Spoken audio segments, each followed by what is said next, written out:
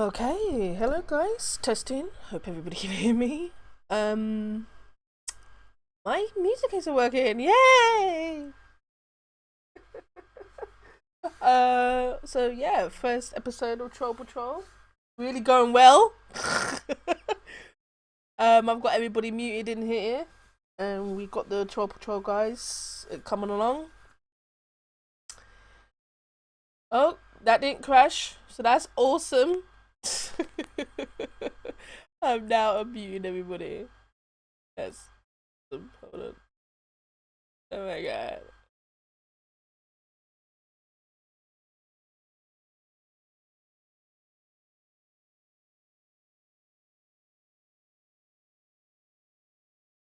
No, for some reason I can't unmute him. Yay, I've unmuted you. No, Okay. I clicked it. We have to unmute ourselves. Oh, really? Mm-hmm. Oh, don't know. So I have that. Why Okay. is my head so zoomed in on your stream? My head is actually not that big. Your head was zoomed in.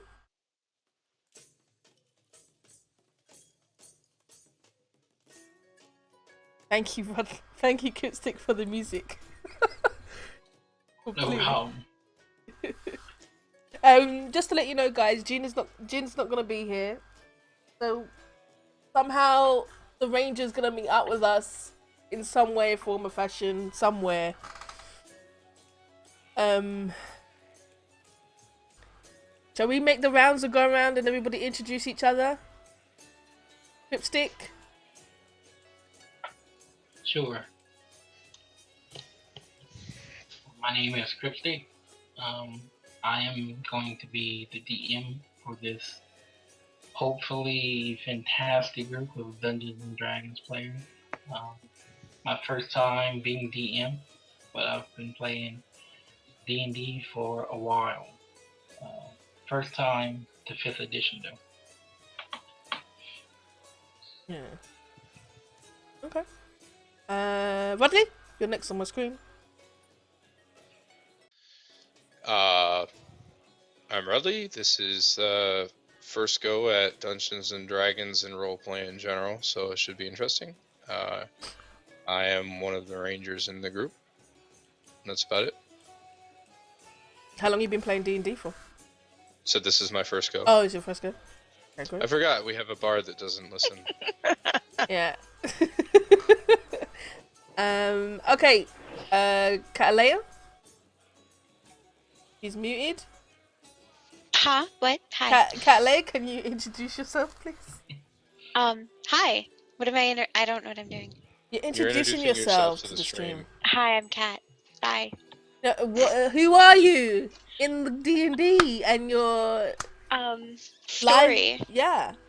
Yeah, I can. Crypt. Can you give us anything else? How long you've been doing Have you done D&D before? Your experience in roleplay? Come on, Kat, please. I can't give away all my secrets, as as tells me that I can't discuss things in this house with people. No, I'm kidding.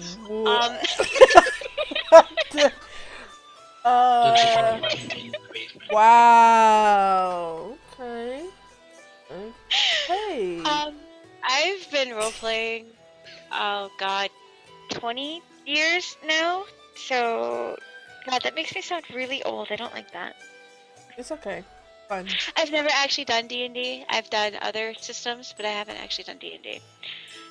Okay. My main play was in White Wolf. I've done lots of text, roleplay, stuff like that, but not D&D. And I'm difficult, and I'm stubborn, and I like to argue, and I will have a unicorn, I swear to God. Okay, we can move on. Okay, haha.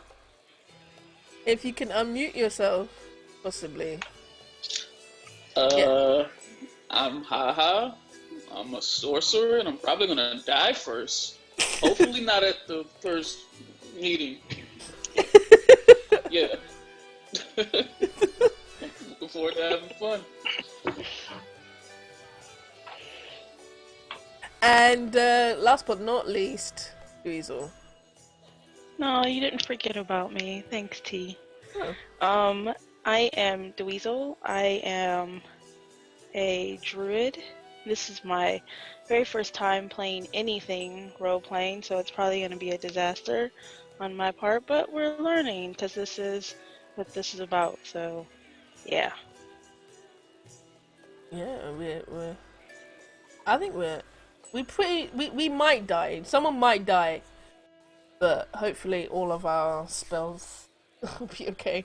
I'm Teelia. I'm gonna be playing a bard.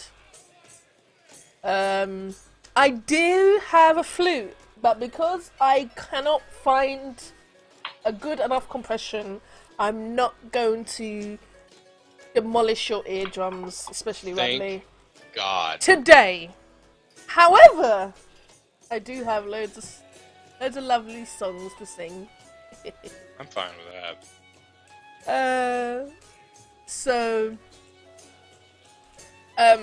we might have a little bit of technical issues because because that's what I'm about. But other than that, I hope you have a great first story. Hope we roleplay well for you guys. I'm fucking tired.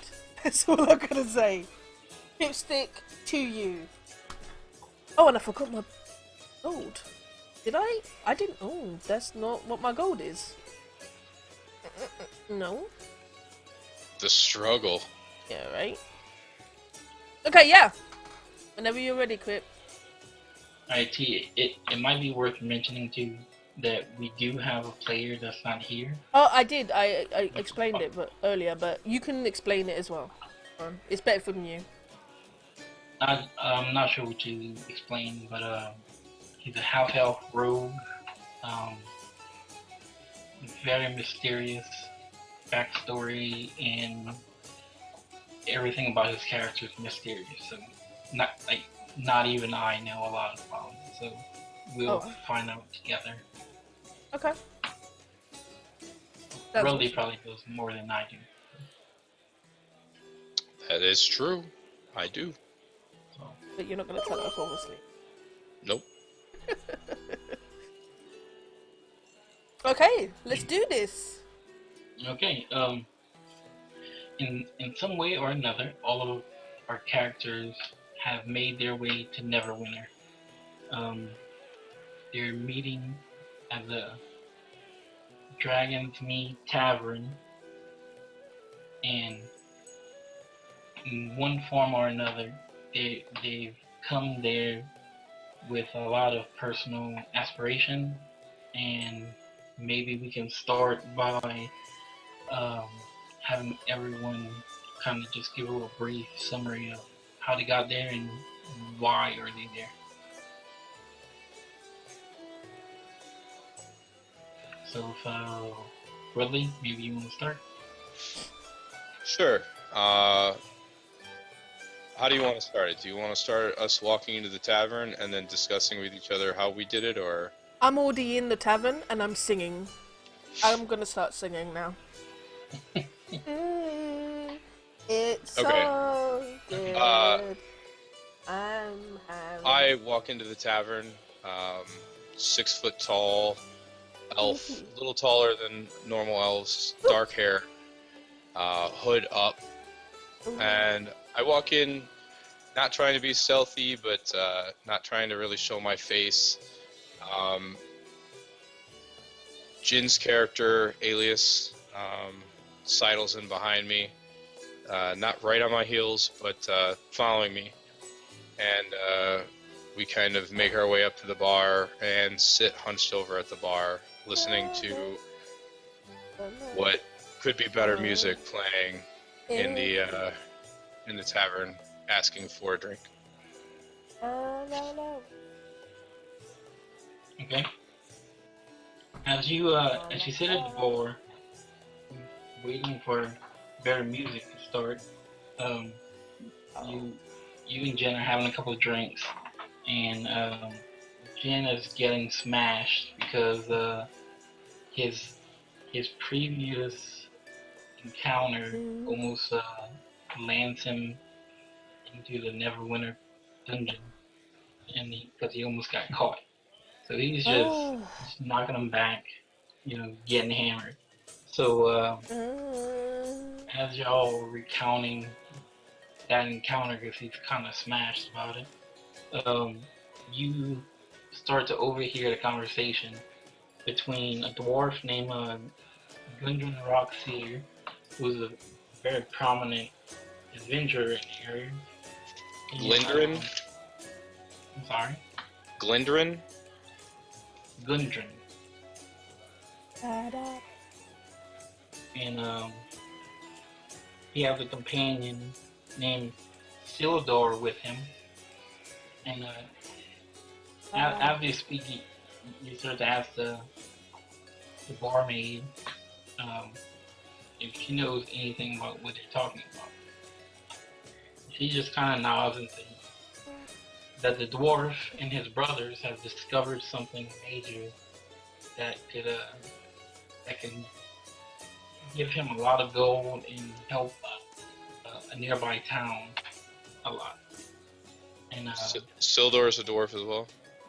Sildor is, as far as Sildor is just a human. But he's as opposed to the dwarf who's just short, stout, just in kind of nice, but just more modest clothing. Sildor has a long robe to him, fancy, ornate lacing on the collar and in the trims, and you can tell he's a little bit more proper than Gundren is. But he also has shield and a sword on him, so he's a warrior as well. So as their conversation continues, you overhear that Gundren has finally found what they're calling the lost mines of Fendalor. And in his conversation with Sildor, he's going to task Sildor with the task of going throughout the tavern and looking for any kind of help he can get to bring a wagon of provisions for the mine to a town that's a little bit, probably about 2.5 days southwest of Neverwinter called Phandalin. So Sildor gets up and he kind of notices you kind of leaning over to hear the conversation, so he approaches you with the proposition of maybe spearheading this search party so you can find more members, and he promises that if you can get this wagon of provisions to Phandalin unharmed, that they would pay you 10 gold pieces each.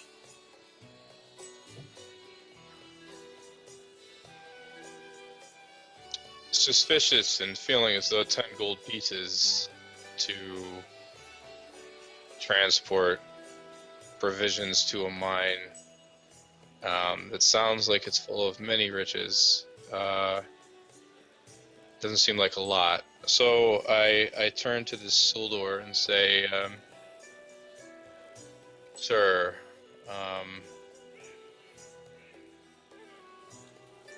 I understand that the quest you've asked us to spearhead is for a mine that's full of very many riches. Knowing that the roads between Neverwinter and what was the name of the town again? Phandalin. Phandalin can be fraught with many dangers. I feel that 10 gold pieces is pretty light on the reward. We're willing to pay us more I could make my way down there and convince my friend here. Jin is leaning over the bar. Alias is leaning over the bar, a little dizzy from the drinking, but still has his wits about him. And he looks up. Convince my friend here to tag along as well for extra security. Well, sir, I appreciate your concern, but the 10 gold pieces would just be for the task of transporting the wagon from Neverwinter to Phandalin.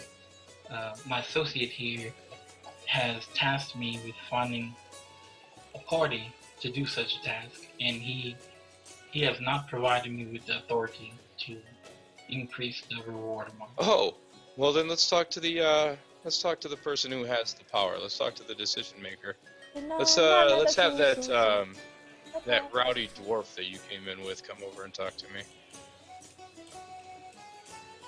Okay, so Silver walks over to Gundren. He leans over. And you can't hear what he's saying, but he's whispering to Gundren. Then Gundren looks over his shoulder, kind of gives like a huff. What does he want now? So he jumps off of his stool at the table he's sitting at, and he kind of saunters over to you and he says, "Listen here, I just want you to bring a wagon to Phandalin. It is full of pickaxes and rations for a mining crew. Along with my brothers and I, we do not yet know what's in the mine, so I cannot promise you gold that I do not have here."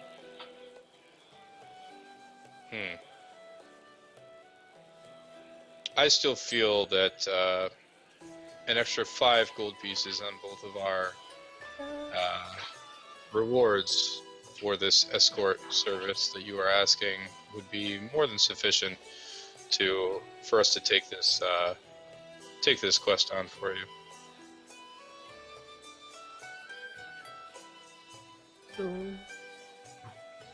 Well, how about we make it 75 gold split among your party? Well, between the two of us, sure.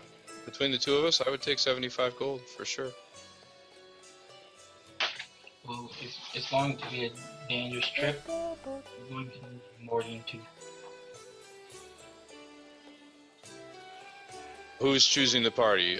Is your human friend here choosing the party? No, if we task you with choosing the party, I'll tack on an extra 15 gold so that my friend and myself can head out ahead of you. Okay. The extra 15 gold is from me personally. Yes. Excellent. I will put together a party. And where shall I meet you? Meet me in Phandalin. No, where shall I meet you to get the wagon to take the Phandalin? It will be parked outside of the stables inside. Excellent. I will go about getting a party together and meet you in Phandalin, I suppose. Okay, so now you're going to go around the thing and just the tavern and find. I turn around and I slap Jin on the back, and he perks up a little bit, and I whisper in his ear, "Alias on the back." Excuse me. It's gonna take a second to get used to that. Slap Alias on the back, whisper in his ear that we have a proposition to be making money. And he gives me a smile, and he brushes me away a little bit. And barkeep comes over, gives him another drink, and I get up and I survey the bar room.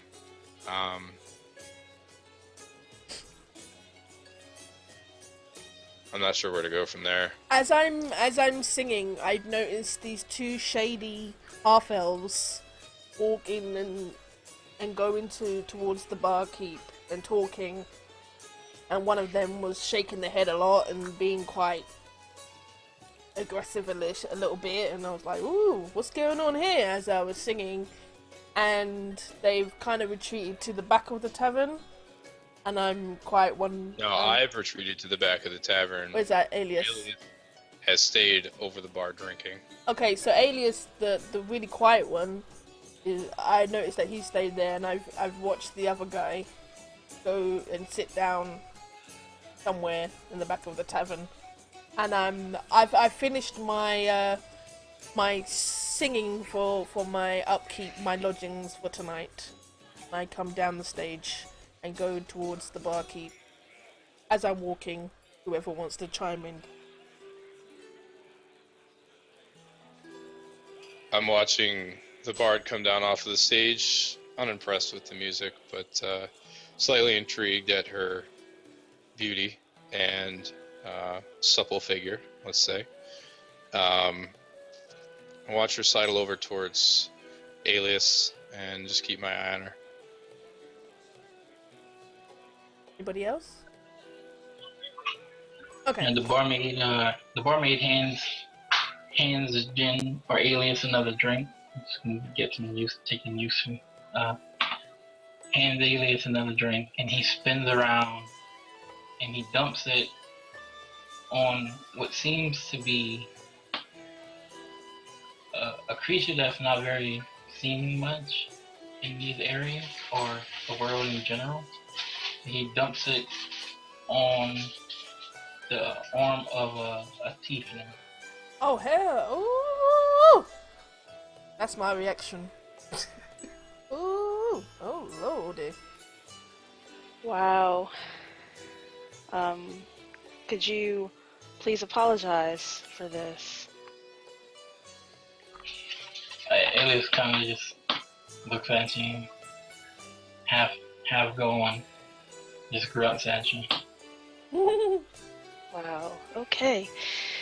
So, thanks for that, good sir. Thanks for that. I call out to him as he continues on his way and ignores the fact that he has spilled something on me. And I look at my companion, Story. Tapping her staff on the table to get the Tiefling's attention back, Story is going to go back to glowering at her very displeasedly. I look at the barkeep and I ask for bacon bits. Dried bacon bits. What are bacon bits? Just pork grinds or whatever you guys back in the day. Just give me bacon bits. You got a pork belly? She needs some crackling. Yeah, crackling. Okay, that's what you guys call it. Crackling. Okay. Can I have some crackling, please? Bartender leans down and pulls out a bowl that seems to be some fried pork skins. And, puts them on the bar. He says, And I that's going to start cost you I've been one singing. more song, board. One more song? Can I sing tomorrow? I'm very hungry. Yes. Okay, thank you. And I start to eat my bacon bits. Teelia starts to eat the bacon bits. Jen kind of rolls over, takes a look at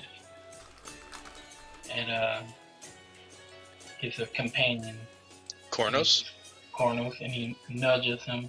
And he just kind of grunts and points in the Tiefling's direction as to give a suggestion that he should have a conversation with her about joining their party.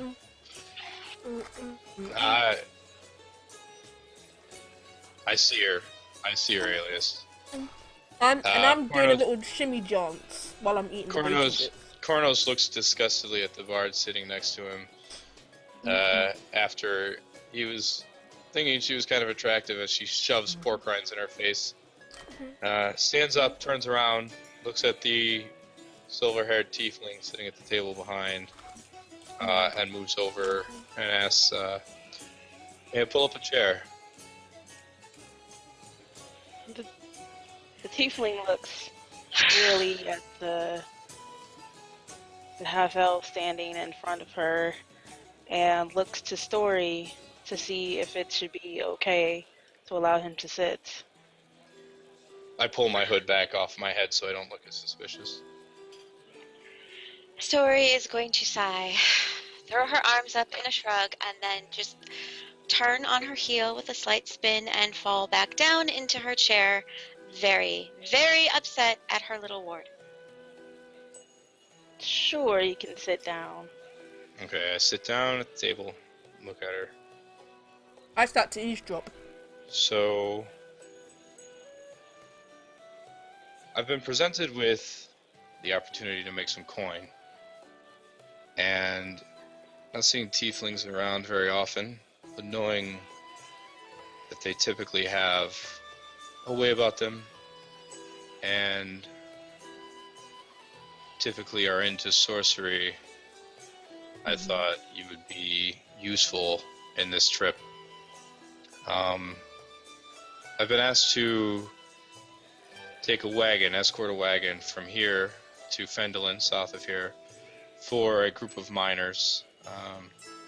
It's a minor trip, no pun intended, but it could be fraught with danger, and having a useful companion, other than my good friend Alias over here, could be useful. And I was wondering if you would be willing to help us along our way. My name is Kuornos, by the way.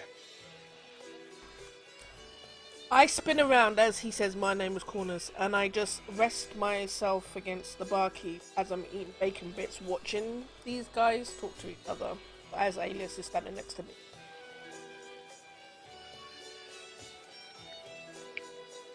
Kuornos, did you say? Yes, ma'am. What would be in it for me? And am I allowed to bring my friend with me?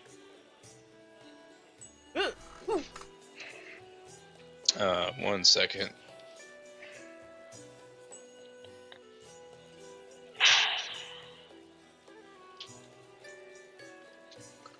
There would be a small bit of gold.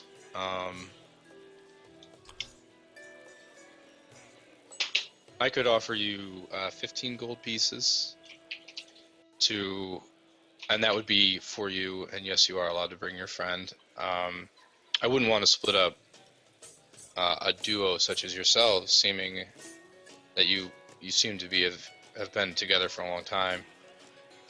15 gold for you, and 15 gold for your very quiet friend over here.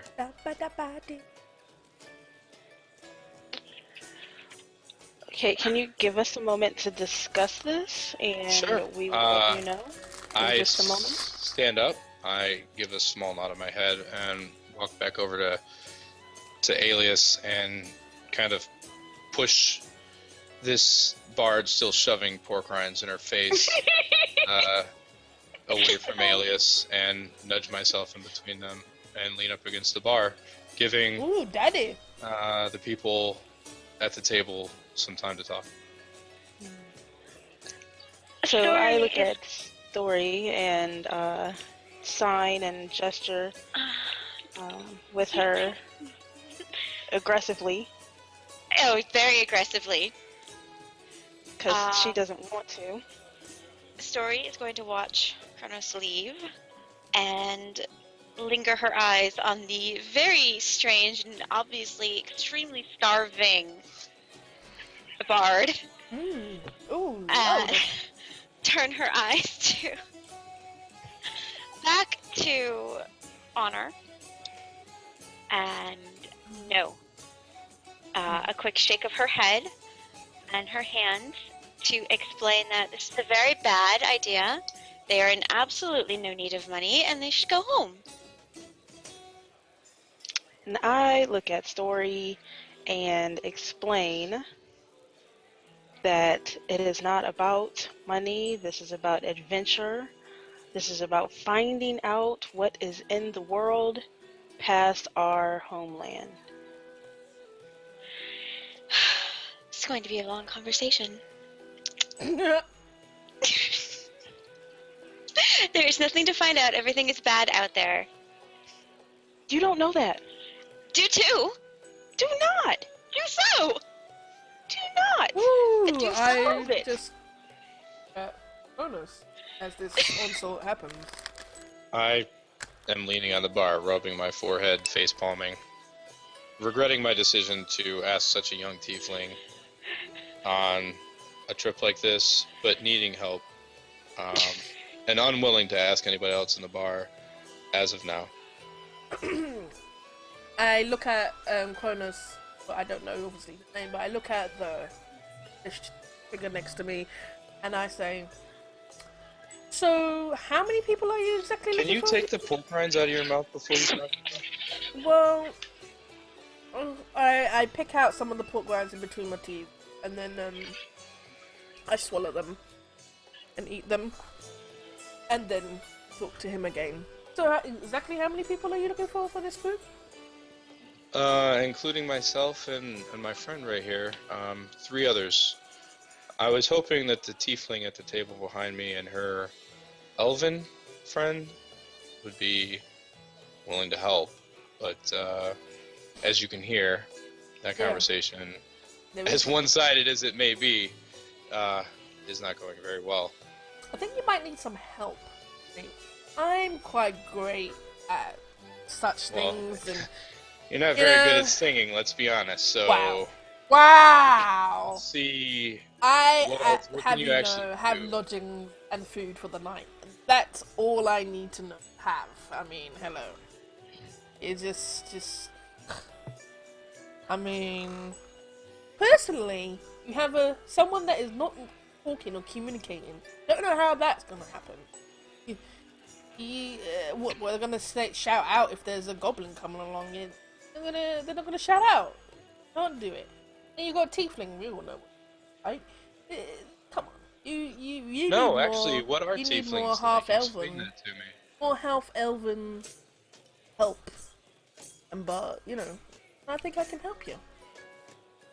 On During that conversation, Story and Honor are still arguing and gesturing as only they can with their communication. And Honor is starting to wear Story down a little bit, and finally Honor's tail has swished With what? Her back little and puppy forth. eyes? So I look over at Kuornos as this onslaught of battle of sign language happens, and I'm like, you really want to do this? You really want to do this and not have someone else to talk? What do you have to offer? Do you cast spells? Yeah, I cast spells. I touch have a dagger at least, or I have you a can hit dagger. somebody with a mandolin. I take out my dagger. I take out my longsword, and then as I put my dagger back, I then produce my light crossbow towards the face. As I said, I can hold myself. I've been alone for many years, and trust me, I know how to get that. I turn my back to Teelia. Oh wow! Not knowing I put it back. who she is slightly, looking at Alias leaning over the bar, and we make eye contact for a second, and I turn back around. I say, Bard, what is your name? Aru'Lia. You can call me Leah. Leah? Yeah, you can call me Leah. It's fine. Leah or Leo? Leah. Leah? Yeah, Leah.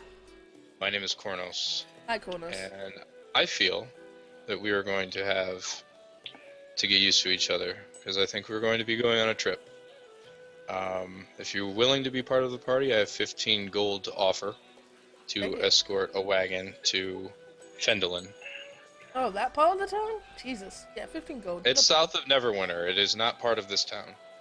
I said that part of town.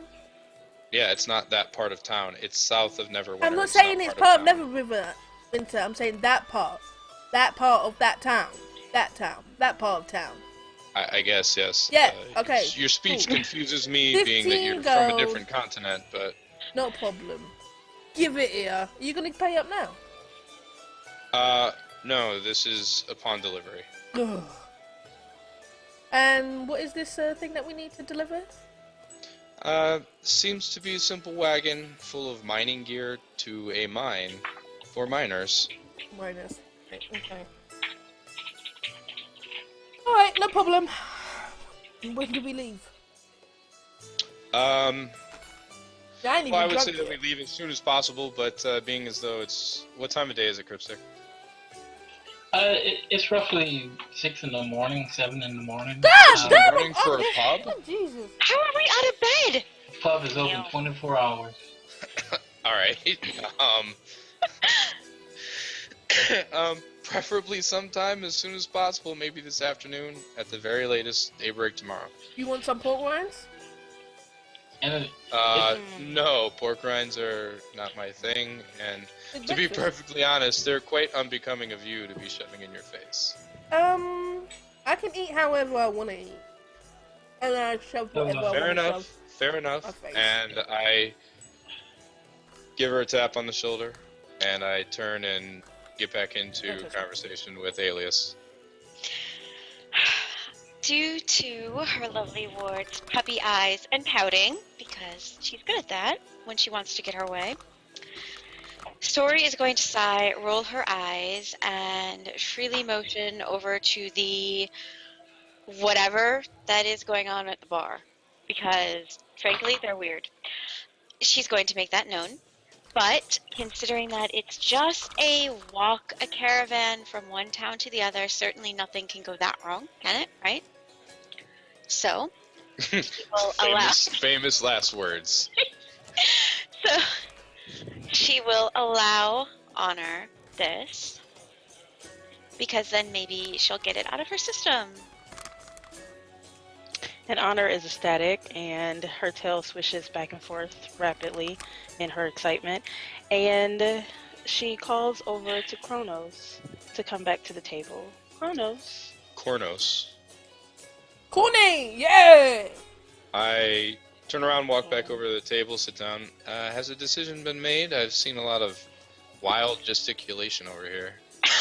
I'll go to the barkeep and ask for a beer. Yes, we decided we will go with you on your journey. Excellent. Both of us. That means four Quench of us. My thirst of bacon. We need to get one more. I lift my hand up and get Leah's attention Yeah. and wave her over to the table. Oh, what's up? Leah, Mhm. Leah, Yeah. can you sit down here? Just to remind you, my name is Kuornos. This is Leah. She's going to be part of our party. I also gesture over to Alias to get him to come over. He stumbles over and sits down next to the silent elf. And this is my companion of well-known friend for a long time, Alias. He will also be coming with us. I come over to the table and I stand there with my beard. A beard? What? Of my beer. With my beer. What the fuck And- just happened to that bar? And sorry, I was just so That's why you confused. shouldn't eat pork rinds. I know. And I just I put my foot on one of the benches. So I'm not really sitting down. I'm just standing there with one of my feet on the bench, and just drinking my beverage as I'm slowly looking around the table. Yeah, at this point, the barmaid's just wiping down mounds of crumbs of pork rind into a little trash receptacle. We haven't formally been introduced to you, Miss Tiefling. I don't know what your name is. Yeah, so I nod at everyone as they come to the table and are introduced, and I noticed that the bar did not sit while everyone else did, and so I'm a little bit on edge. But I look at Kuornos and say, my name is Honor, and my companion's name is Story. We're from a distant land, and as you notice, she's quite quiet, but very handy with bows and things of that nature. So, She favors a longbow. yes. I favor a longbow as well. We might have a little bit in common. Yeah. So we will be happy to help you on your journey. Excellent. I sit there and we're in conversation. Story is going to watch, or more so, she stares at the bard and then to the one that joined next to her. I wink at her. That causes a very quizzical brow. Okay. And a glance to Honor as she starts continuing in her introductions. Okay, and about after about 5 minutes of just a little banter, the barmaid leans over, taps Kuornos to get his attention, and as he turns around to approach her, she leans over and whispers, "I know the trail you go down, and it would be more beneficial to you if you perhaps brought along someone of the arcane abilities. It's well and good having swords and bows, but some creatures require a little bit more magical dismissment." I overheard this, and I'm like, wait, I thought we were just taking a wagon to that Ponzi town. I didn't hear anything of any monsters. The road there can get quite dangerous at times, and you never know what you're going to run into. Well. This is the barkeep. This is the barkeep telling us this. Yes. Having heard the conversation. Okay. Haven't heard the conversation. Because I'm showering. As she's leaning over still, she kind of nudges Kuornos' shoulder, and she flicks her head into the corner of the tavern, and in the back corner sits solitary, lone sorcerer, tattered, decked out in long robes and reading a book. She looks at Kuornos and says, "I think he'd do. He's quite the sorcerer, and I know him well."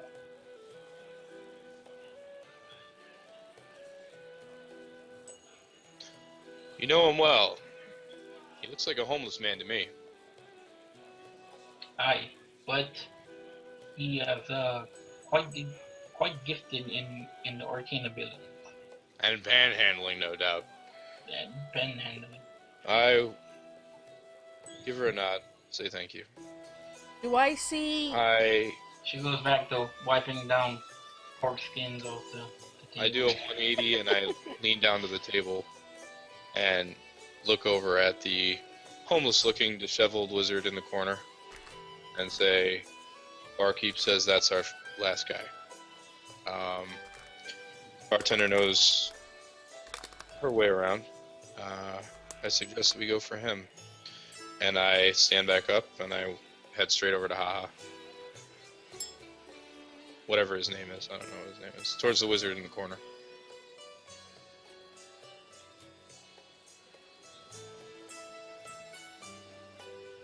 I look up from reading my book, staring at a man walking over me, and inquire what he wants. I've been told you're a handy wizard. also that you're a pretty handy panhandler. I'm assuming you're in need of gold. I have a proposal for you. If you're willing to help me and this party that I'm putting together escort a wagon to Findalore for some miners, I have a sum of gold for you. How can I be sure that this party you're gathering isn't full of criminals and we aren't going there with the intent of harming those? You can't be sure. Sometimes you have to go on faith, and by the looks of you, the need for money. Faith will get you killed most of the time. Well, you Give me can a come better or you reason can to trust you. you can come or you can stay. You can take it or leave it. It means no difference to me. I was offering good day, and I walk back to the table. I sit there clutching a crystal in my hand, reading the book, thinking about it in my head. I look over to where Kuornos was talking, and I just glinting eyes at this human cloaked figure while I'm sipping beer. After a few moments pass, I close my book, get up and walk over to the table. Hi!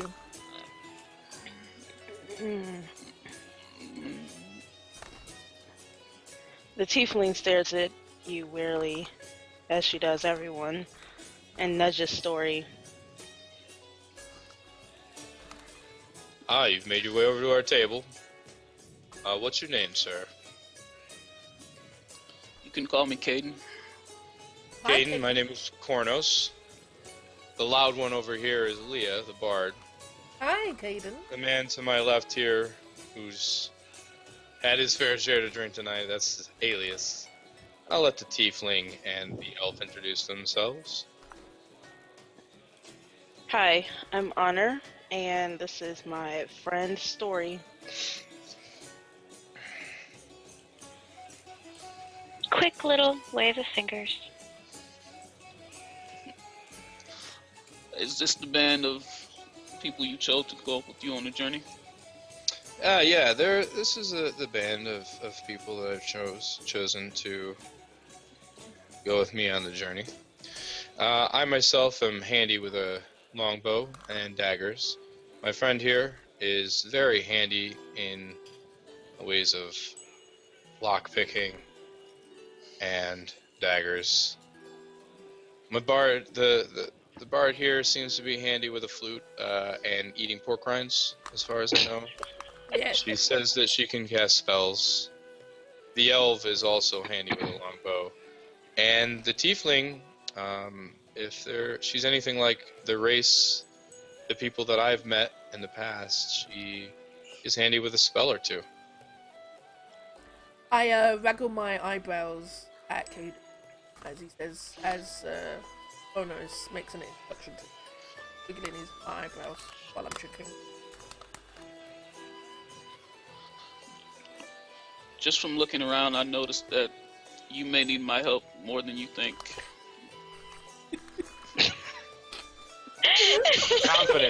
Confident. I like that. So you're willing to come then? Yes. Story's gonna nod in agreement. No, I agree. We need all Excellent. the help we can get. Shit. Yeah. Well, this is outside of the game. This is not RP. No, I was role playing that. Oh, fair enough. Excellent. I have a spot for you on my team. We leave as soon as possible. Daybreak tomorrow at the latest. What works for everybody. Well, I'm drinking. Oh, you're drinking. My friend Alias here is pretty far gone. Let's leave at daybreak tomorrow. Gather your stuff if you need to shop or get anything on the way out of town. Prep yourself tonight. Okay. So I shout to the barkeep, "Another beer!" Yeah! And I race over to get a beer and proceed. As we're sitting at the table before we all break, I make a little whistle, and from the rafters, a winged creature comes floating down and lands on my shoulder, across the back of my neck. I stop and Black. look back at him. Black, Horror. spiked tail, four legs, kind of long claws, talons, glinting yellow eyes, looking around. And just so everybody knows, this is my friend Obsidian here. This little dragon has been my friend for a while, and he's going to be with us as well. Okay, so y'all sit there for the rest of the day and the afternoon, getting to know each other, and y'all separate. And Kuornos gives instructions to meet in front of the stable. That there's going to be a wagon that's going to be horse-drawn and ready to go at daybreak. And y'all going to set off on the way to Phandalin at everyone's earliest arrival. So next day, daybreak, everyone meets there.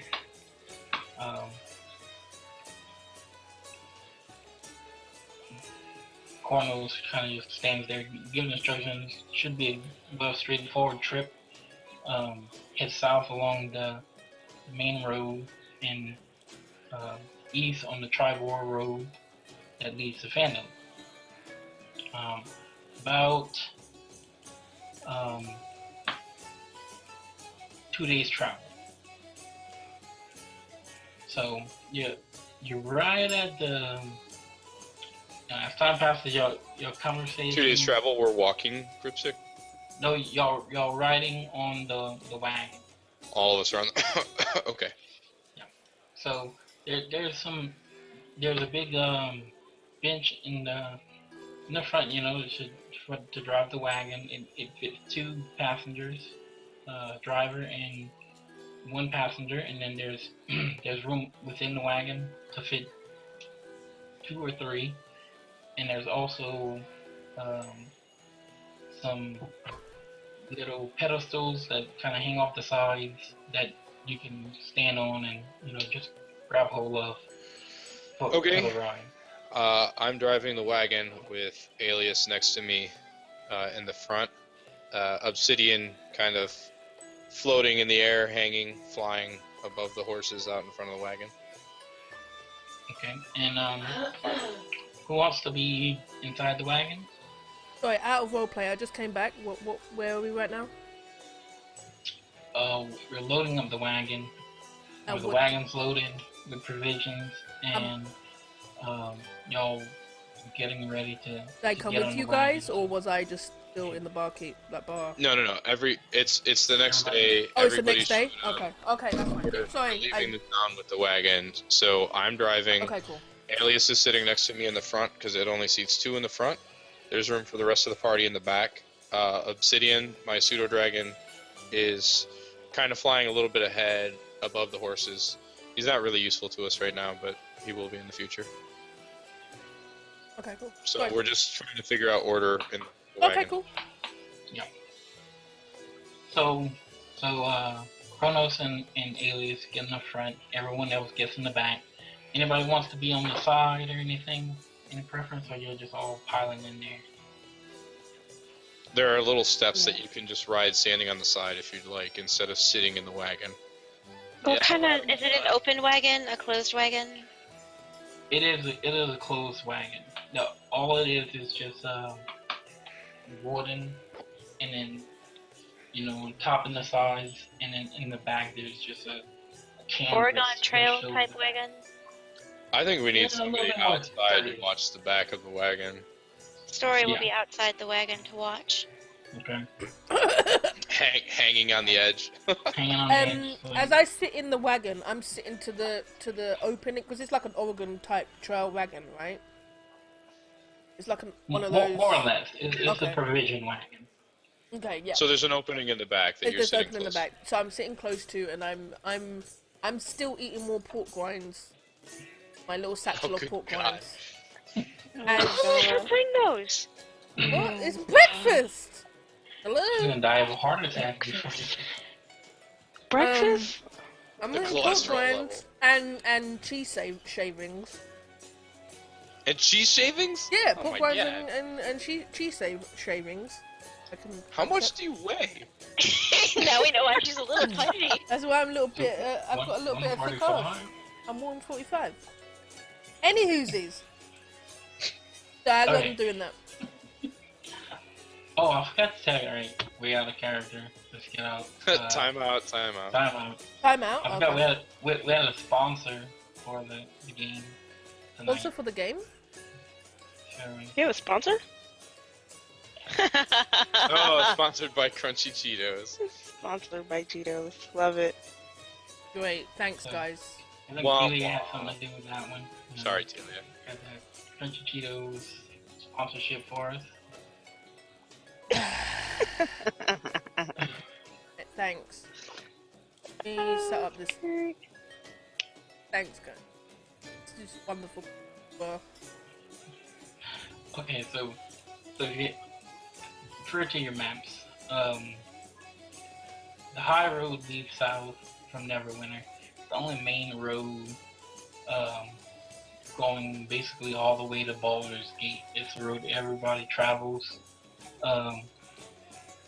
You're less likely to encounter danger on this road since it's well traveled, and since it's the main route for soldiers between cities and royalty and on escorts and such. However, as soon as you turn east off of the high road, you get onto a road called the Tribal Trail. This road is much less of a high traveled road. It's more of a supply route between various minor installments of towns and little villages. One of them being Phandalin. As soon y'all been traveling for about a day and a half, and as soon as you turn east on the Tribal Trail, you encounter a sharp turn in the road, and at the end of this road, 2 dead horses. God damn! Oh, I can't see anything. Sorry, my fault. Gotta unmute myself. Pull the horses to a stop. Alert the rest of the party. I look back through the little porthole into the wagon at Teelia, or at Leah. Say, stop stuffing your face. We got some dead horses up here we need to look at.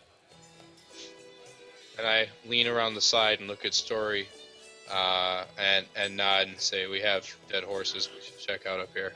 Clear the road. Okay, at this point, wagons come to a stop.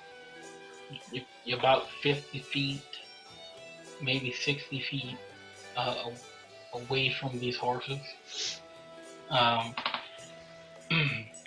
assuming that everyone by now is out of the wagon. I jump out the wagon and I start just to do a perception check, just because I'm just a little bit heightened. Well, I want to know what's around me. Are there bushes on the sides of the road? Is it That's clear? what Is it a perception- clearing? That's what I was. Everything you can tell, there's footsteps that would or footsteps, hoof prints that were leading to where the dead horses were. They've stopped at the dead horses. There's bushes and a rock encampments on both sides of the road. Okay. And then beyond the little bushes that line the road, there's to the north there's a hard tree line that heads into more dense forest. Okay. Can I roll a perception check with Teelia to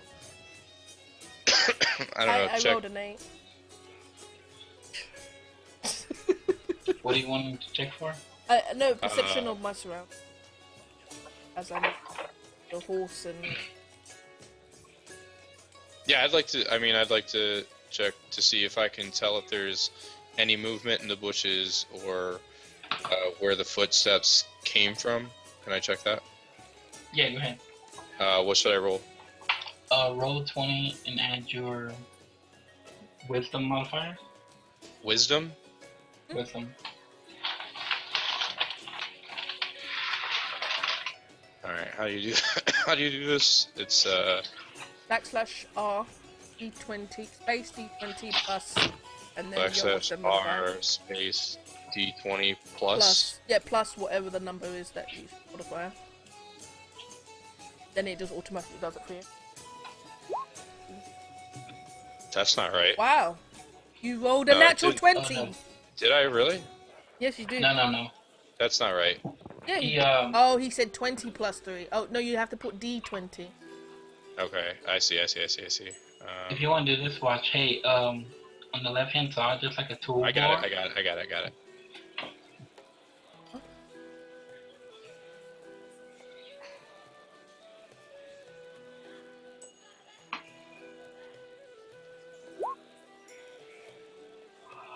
I did roll a natural 20. No, I didn't. I got a 6. Fuck. Okay, so as much as you can tell, there's no movement. Again, you just see the footprints, or the hoof prints coming from the trail you're already on.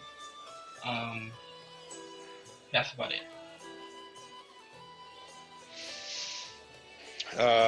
I turn around and say, hey, as far as I can tell, there's just footprints and dead horses. Yeah, that's all I can see. Anybody have any ideas on how to proceed, or are we just moving forward? Well, Story, as they came to the dead horses, is going to hop off the side, We're about 50 feet away from the dead horses right now, by the way. give a glance to Honor, and motion her to stay put, and then simply start walking towards the dead horses to go and see, well, why they're dead and laying in the road, and what possibly might have been able to cause the extent of their damage. And Okay, clearly Honor grumbles to herself, but stays put at this time. So go ahead and move yourself, Story, to where you want to be. Oh, awesome! I see. Yeah, you can click them. It won't let me. Why won't it let me? Because Cryptstick is the only person I think he's got it on. No, I should have left her.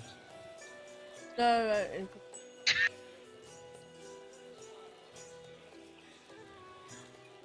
I Oh, assume. hold on. I know why. Initiative? No. Okay, try now, Ken.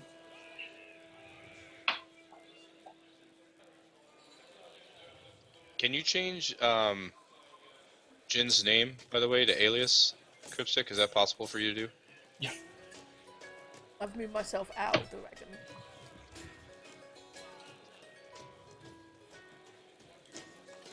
Thank you.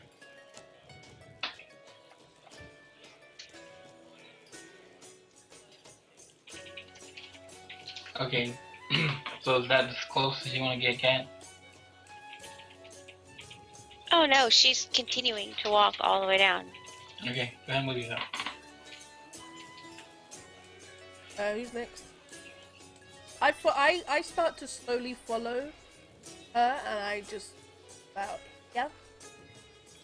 I'm right behind her. And I have my my longsword ready. I draw my longsword. Okay, as you approach, you notice that there's saddlebags in the midst of the carnage, and that there's also a case that appears to be a document case that could have perhaps contained official documents for someone, or more likely because of the size, the roundness, the diameter of the case, it probably was used to hold maps. Oh shit. He's doing a lot of typing, goddamn. And the case is probably you're probably right here. So if someone wants to check that out, or Story will go ahead and check it out. I follow behind her and I just start looking. As I do so. And Honor moves just a little bit without anyone noticing closer. hold on, give me 1 second, guys. I see Haha is having a problem. Oh, he is? Yeah, for some reason or another, whenever I got on this morning, both Cat and Haha's characters were gone, and I had to redo them. So I didn't assign them their privileges yet, so I just did. So you can move now, Haha. Ouch. And you're muted, haha, good. Okay. Okay, so as Leah and the story approach the horses, they start to hear some rustling in the bushes, and On what side of the book? from both sides of the road, the left and the right. I And hear rustling. I shout. announce to everyone, 4 goblins pop out and start to attack. So I am going to need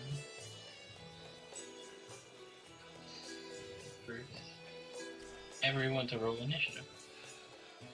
It's a That's just a D20. D20 plus the...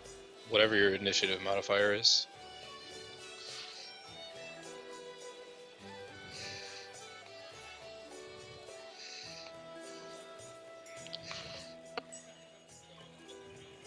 Okay, what am I doing?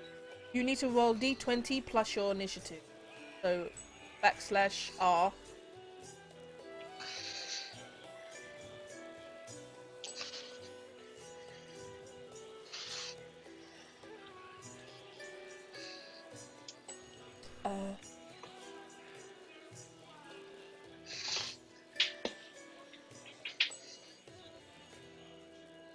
Okay, I have to roll for the goblins.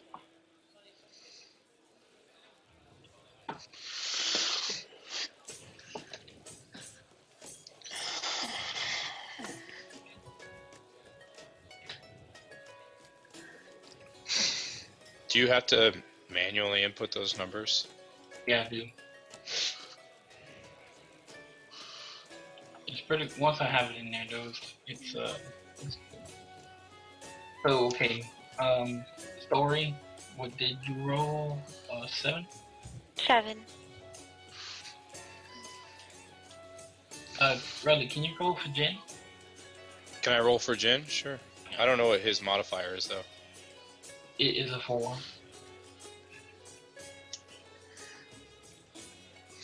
Jin rolled a 14.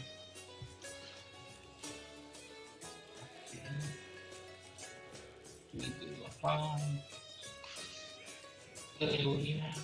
Kuornos rolled a 19. I rolled an 18. Yeah, you got an 18. You rolled a 19, you said, really? Yeah, Kuornos has a Haha has... 12. Oh, he did, yeah. Yeah.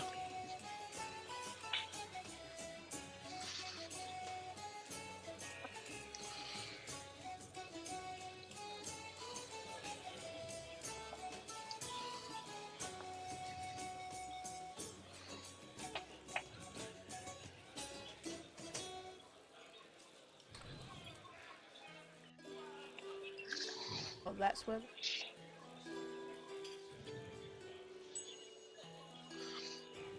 I'm assuming that those are ranged and melee.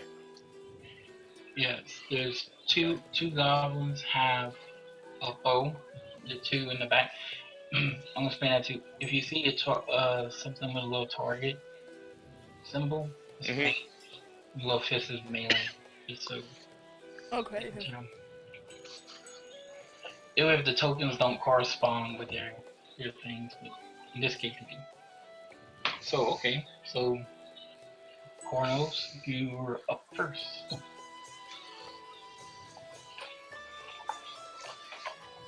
Hearing Leah yell, whatever she yelled, I forgot what she yelled already. I said, there's something in the bushes.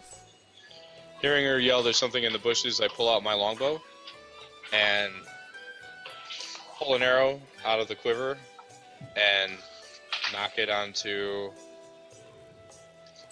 my bow, and I move a little bit closer to them. Okay, just go ahead and move yourselves now up to your speed. Sorry, I don't. Will it stop me? Can you? Because it's not Yeah. measuring anymore. If you tap spacebar, it'll show you what your last movement was. I move right here. Yeah, so that's good. And I wait. Okay, so you're gonna hold your action. I mean, can I see? Do I have a clear sight line on any of these goblins? All of these bushes, for the most part, are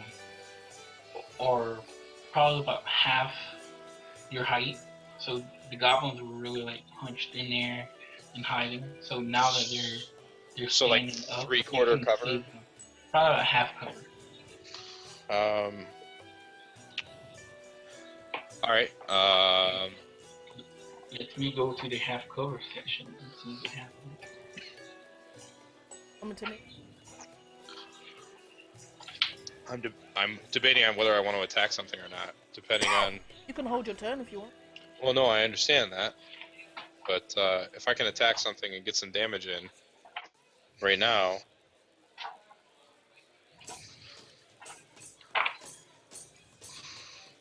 Is this considered forest that we're in? Like off-road shrubbery. No, it's more. It's more, I guess, flatland. Forest would just be like in the middle of like trees and. Alright. Fuck it. I'm going to. Huh? Are you going to attack? I'm going to attack that guy right there. Okay. Which guy? This one. That guy. Okay. So. 1 second, guys.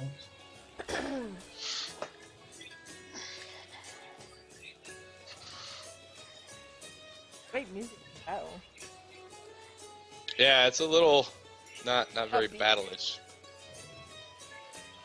I'm still I'm mumbling this janty kind of tune. Jaunty. Mm-mm. Jaunty tune.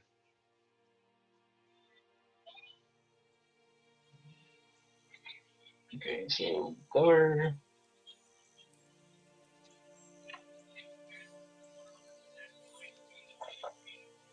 Remember, guys, today's session is sponsored by Crunchy Cheetos.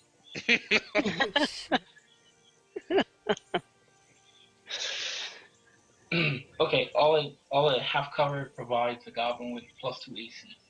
So plus you 2 can make AC. your attack, but he gets +2 AC. Okay, so I'm going to attack that guy with my longbow, which I'm proficient in. Okay, so how does that roll go down? you roll a d20, and then you add your, since it's a range of the attack, you add your dexterity modifier.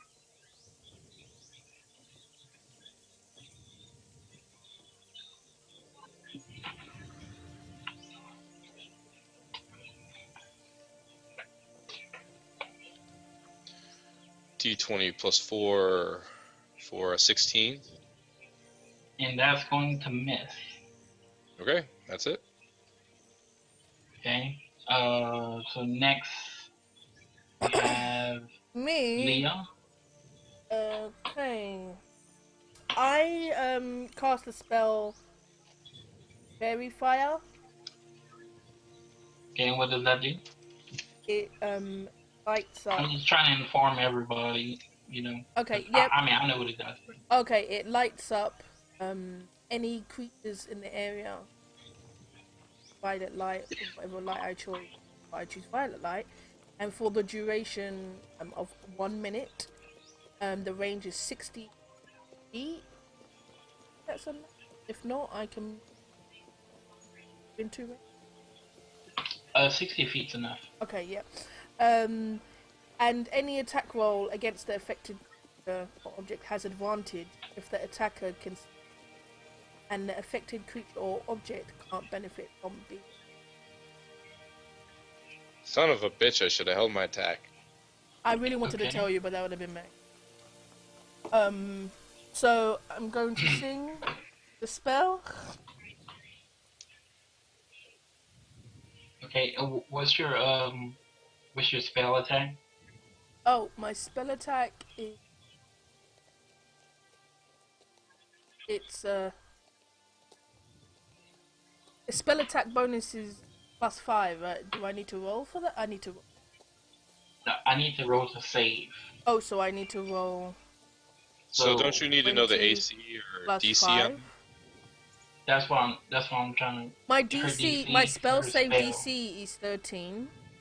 My spell attack bonus, do I need to roll a d20 on that? No, your bonus is just applying, but you have a charisma spell, Yeah. right? Yeah. So I need to roll a charisma saving throw Oh, against your spell attack. right. Okay. Okay. So So as I'm it's singing my this, charisma plus shine your light. spell attack. shine light like a fairy, shine light like a fairy. You're beautiful now that you're purpley. Okay. One. I can tell right now. And then hopefully purple. So hold things. charisma. If these goblins had fucking charisma, I'm gonna be fucking pissed. Like, hello, goblins. Okay, so what's your spell attack bonus again? Spell attack bonus is +5. So I need to roll a 14 to save. Shine light like a fairy. Shine light like a fairy. Shine Okay, light he does like make a you're save. beautiful. Now Who is that he? you're purpley. Doesn't that affect all of them? Isn't that an area effect? Oh, Yeah, it's an area. I have to roll it 4 times. Hold on. So one of them lights up as I start to Two of sing. them. 2 of them make the save. 2 of them make the save. Only 2. So Oh. Can I have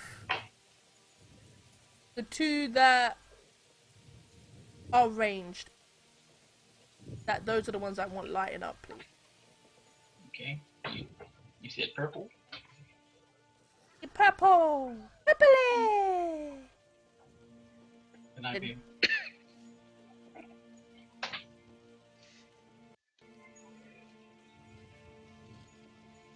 Okay, so now they're all purpley. You said whoever targets them gets advantage on their rolls, Yeah, right? they get, so that you can do twice. Roll twice in the best score. Just to hit though, right? Yeah, just to hit, yeah. Okay. Let me just double check. Oh, I've got 1 spell point. And that's an action you still can move? Yeah, I 30 feet, is that 3 squares? Because I can't... 30 feet is 6 squares. Each Oh. square is 5 feet apiece. It's 5 feet? Okay. I will stand on top of one of it, okay. Go there. and I'm gonna be looking. Okay. And I've already got my longsword out. Remember? You get the long sword out. Okay. Yeah. Okay. So at this point, that's your turn. Yep, that's my turn. It's now the goblin right here's turn. Thank God. He's going to run up to Story since she's God! the closest person, and he's going to attack using his scimitar. What's your AC? Which your AC can't? Hello? 14. 14. Okay. Ooh. Okay. He's going to hit, and you're going to take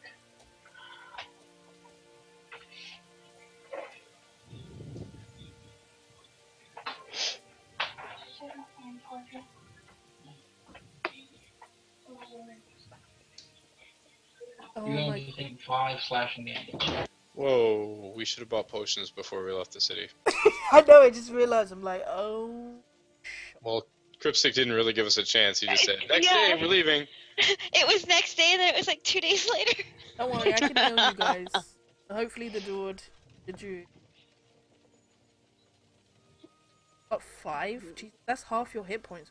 Right? That's why it was worse for you guys.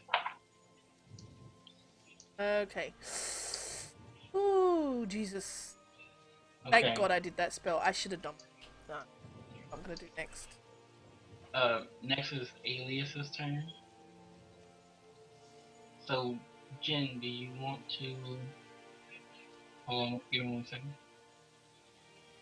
Hey, is it?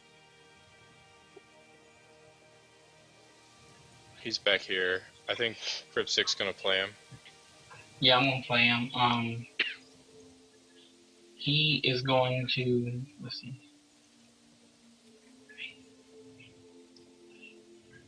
Okay, he's going to run up on the goblin that just attacked Story. And got to get his character sheet.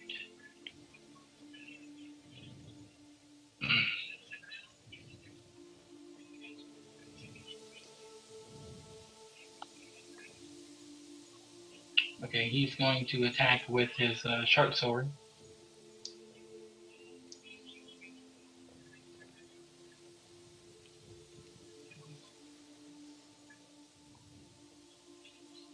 Actually, he's going to attack with his dagger.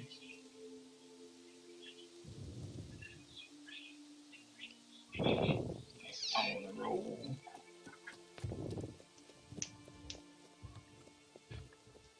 As Story gets hit, Honor moves a little bit closer.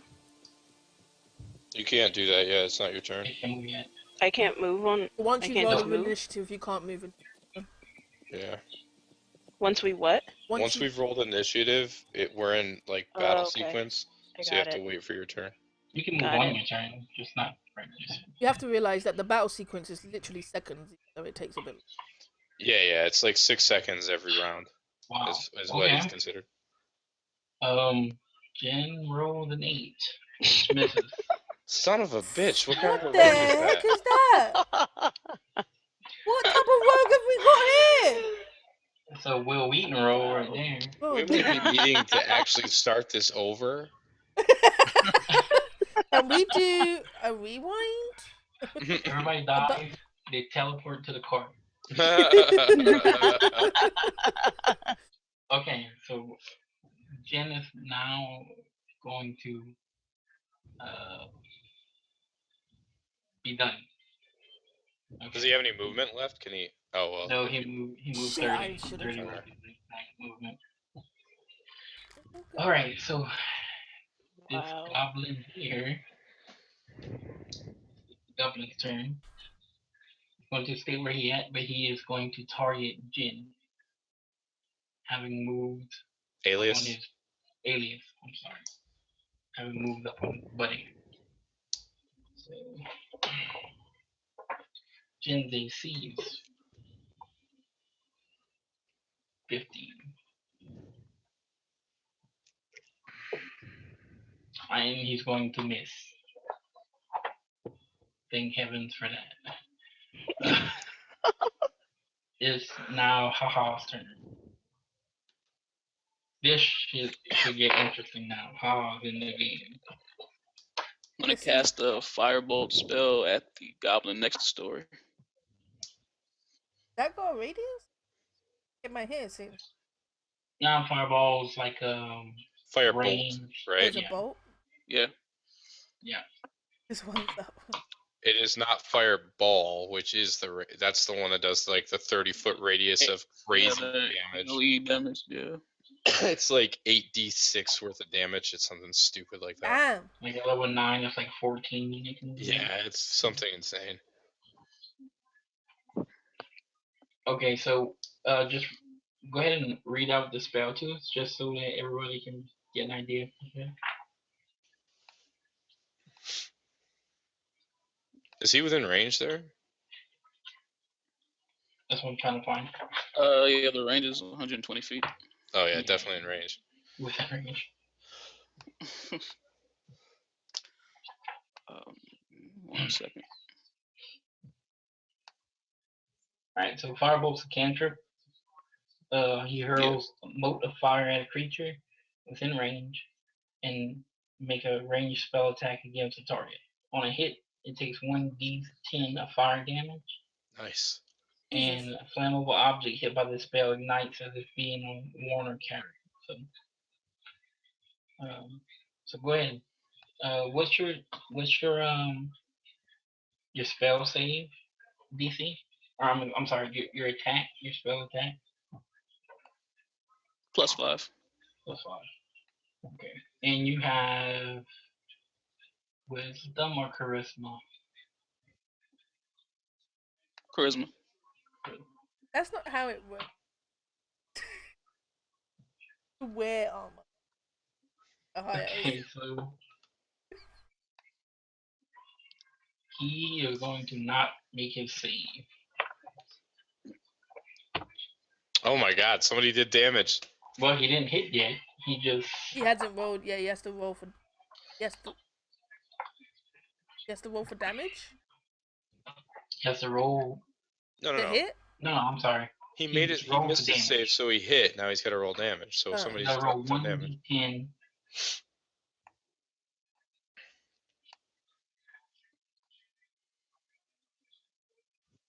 Just roll 1d10. Yeah.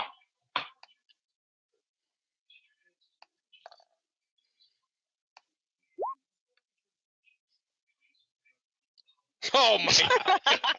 Wow. We are going to die. You not What get. the hell? So, they open your hand, and your hand starts to glow, and a bolt of fire comes out your hand, and it just grazes the back of this goblin, doing this 1 damage. I don't know what to say about that. We are all want to die. He did damage something though. I'm glad that I can't see. Oh, good lord. Now it's this goblin's turn. He's going to target Leah, being the closest target. Yep. The range attack. Have an AC. 13 AC. He's going to hit. And hits you for 5 piercing damage as well. What does the piercing mean? That mean? It's just a type. So like if you had resistance against piercing damage, you would take half of that or whatever. Or if you had a resistance to fire damage, you could take less fire damage. It's just like if you cast Stone Skin on yourself, I think you have a resistance to piercing damage. Yeah.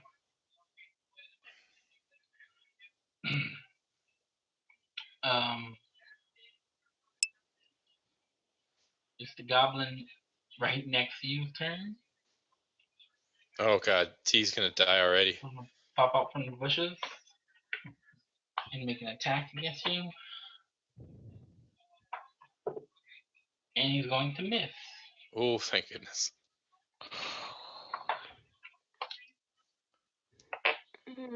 Alright. Now Haven't it's got Story's turn.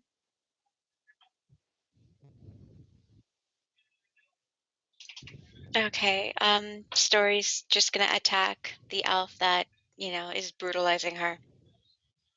Okay, so you have, what kind of sword do you have? With her quarterstaff. Quarterstaff? Okay. So go ahead and make a roll to hit. I have no idea what I'm rolling. You roll 1d20 and you add your strength. Is the quarterstaff a finesse weapon? I should know. I have no idea. I'm looking. What is it called? Quarterstaff.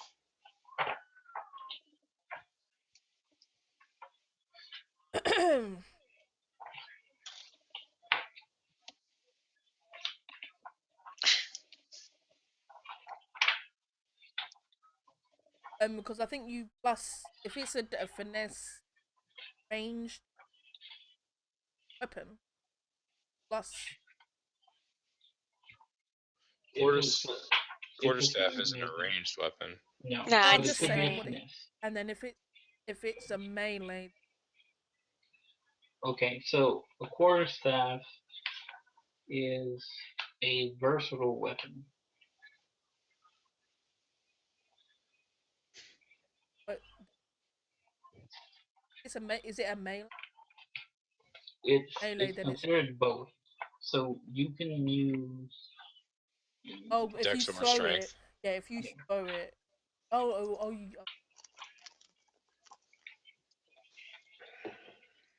I'm trying to see what the range on the quarterstaff would be. If she's too close to throw it. Well, you wouldn't throw a staff anyway. No, I'm No. just if you No, throws a stuff, then it's she's aiming to smack it over the head. well then it's a Okay. plus your Well, A let's see what quarterstaff Crypt is a says. versatile weapon. And what versatile means is you can use it one-handed or two-handed.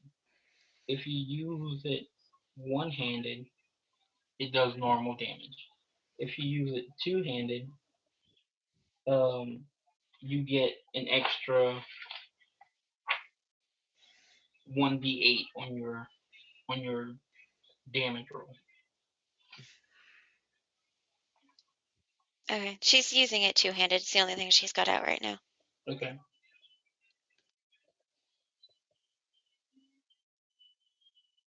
So you I can don't just know. roll to hit. So you roll a 1d20, then and plus you add your strength modifier.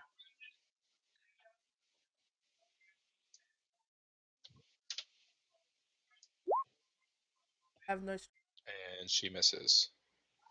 And she misses. And she misses. Okay, so now, Kat, you can move. Do you want to get out of there, or do you want to stay where you are? No, she'll step back. Okay, so just move yourself now. The enemies don't get an attack of opportunity if you disengage like that. Well, since she disengaged it backwards, like straight back, I think she's fine. Okay. If she would like disengage past another enemy. Or Okay, I'm fall, not trying to get us killed. I'm just making sure. So if I get close to an enemy, I know. No. Okay. So now it's Honor's turn. Can Honor move now? Yes. Okay, just checking. So Honor moves closer to the battle, about even or close to Kuornos. Kuornos, I'm sorry. That N there. And I am going to do a produce flame cantrip. Can I ask a question? Are you only allowed to do one thing? Like you said, it's turn-based, right? Turn-based. Okay, so like I can't do a cantrip and a normal spell. No, not unless that spell. See how your cantrip says it's one action.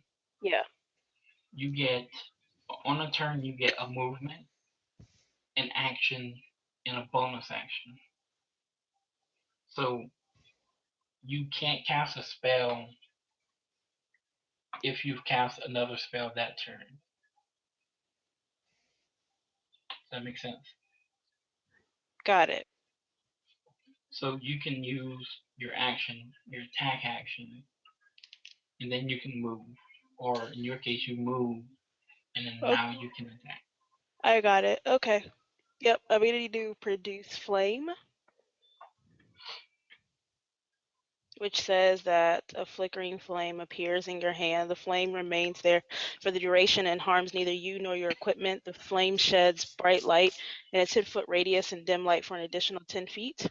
The spell ends if you dismiss it as an action or if you cast it again. You can also attack with the flame, although doing so ends the spell. When you cast the spell or as an action on a later turn, you can hurl the flame at a creature within 30 feet of you. Okay. When you make a ranged spell attack on a hit, It's 1d8. yeah, it's on a hit, the target takes 1d8 fire damage. So she has to Okay, wait so till next turn. Do you You say? have to wait the next turn, right? That's fine. Okay. So that's your turn. Now it's back to Kuornos. Can I stealth?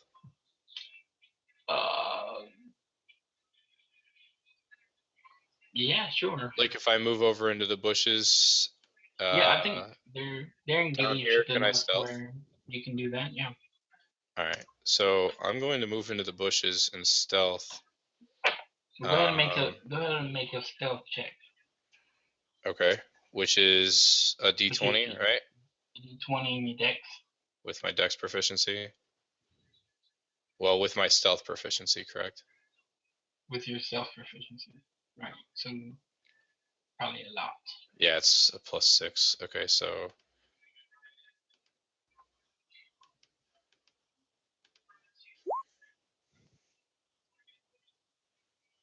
I roll a 24. You go right into the shadows and nobody notices you. Okay, so I move down to here. Okay. Which is only 20 feet of movement together. I knock another arrow and I take aim at this ranged guy back here. Okay. Lift Now up his bows of honor. you have advantage on the roll since he's marked with Teelia stuff. Okay, so since it's dex, it's gonna be, oops, what the fuck? D4 And this goblin does not have or D20. half cover. This little rock, whatever, is just like us. Yeah, He's just and, full cover? I think. but my Okay. my spell will cancel out him. Yes. Okay, I got a 20, which hits anyway, so I'm not even gonna roll my second one. Okay. So how much damage we doing? Let me check here. All right, so the longbow is 1d8 piercing plus 2. And you, yes. Okay, I'm saying no. You have to add your dex modifier to that. So 1d8 plus. 1d8 plus 4. Yes, this is your dex modifier.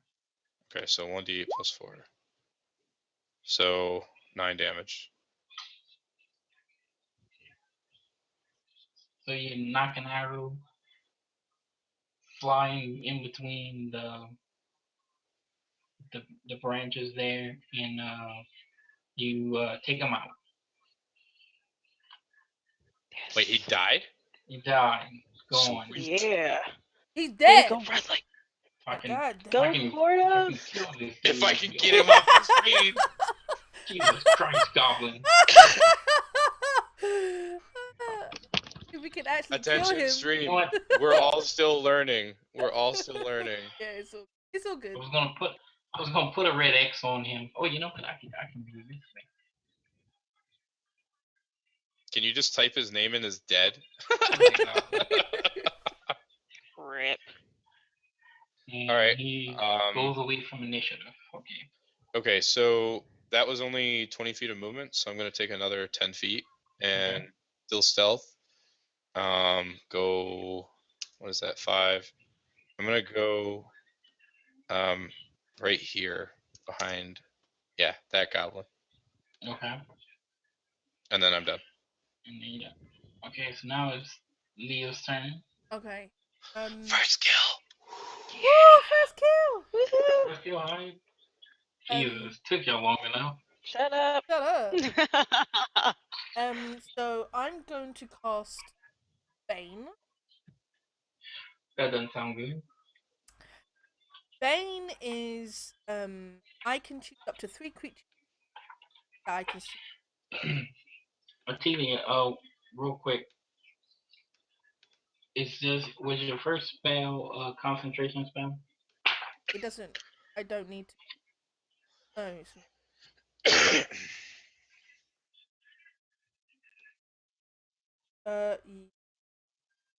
It is called.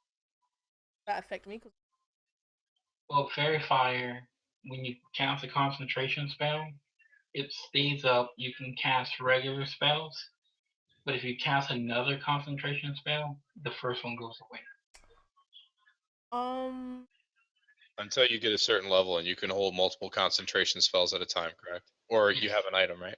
Yeah, or you get an item that lets you do it, yeah. Okay. That was just a outside of game question.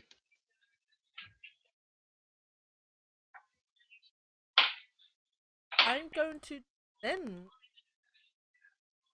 do a cantrip then. I'm gonna do a cantrip and I'm gonna thunderclap. Thunderclap is first a thunderous that can be heard 100. So other than 5. Yep, that one. Must make a constant saving throw, and if they fail it, they take 1 damage. Okay. It looks like each of these squares is 5 feet, right? Yeah. Oh, good. Nobody else is near you. Yay! Yeah, exactly. And say that would apply to everybody too. So keep those in mind. What's your spell attack again? My spell attack is +5. And you said Constitution, right? Constitution. And he rolled a 1. Oh, So 1d. okay, I need so to roll that, don't. roll away.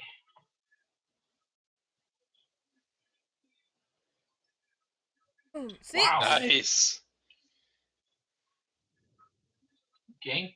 Clap, clap, clap, clap your ass. And does anything else happen? Still with pork rinds in her beard.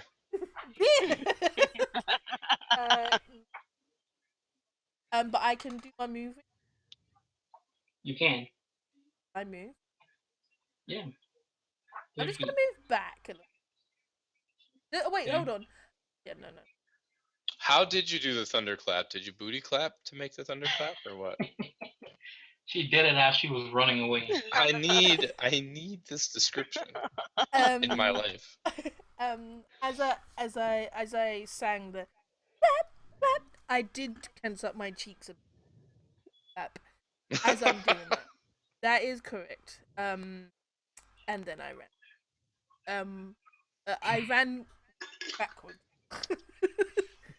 as I'm clapping my booty.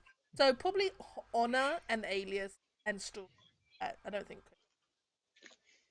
Honest. A couple of leaves You don't there. even know where I am. I could have seen it. You could I'm have so seen stealthy it. right now. You're so stealthy. Right now, Kuornos is like a peeping Tom. He's watching everything. Yeah, I'm clapping my ass as Teelia, you want to move just to where you're at, or you want to move further? 'Cause remember, you get another movement I'm next gonna. turn. Is that enough? Yeah. It's up to you. Yeah, just make it clap. Pop, pop. All right. So That that was a shot. guy's in as the Thanks, thunder wave hits him, he feels it pulse through his body. He's in bad shape right now. Oh, he's in bed. Alright, Jin's turn. Where's Mr. Jin? Oh, he's still in front of that goblin. Okay, so he's gonna use daggers again to attack the rogue. I'm gonna attack the goblin.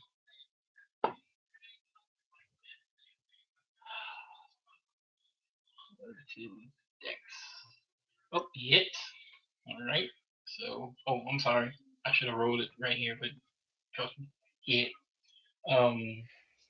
And goblin is going to take 1d4 plus 4 damage.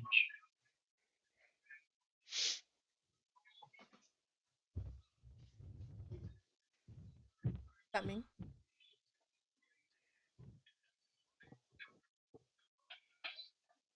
Nice. And it's an 8.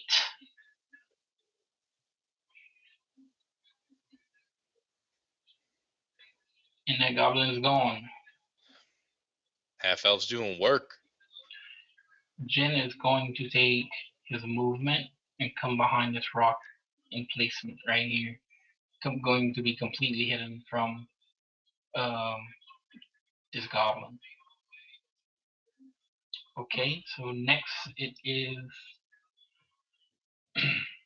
the goblin's turn. He is going to target Honor. What's your AC, Dwezel? 14. How much? 14. 14. Mhm.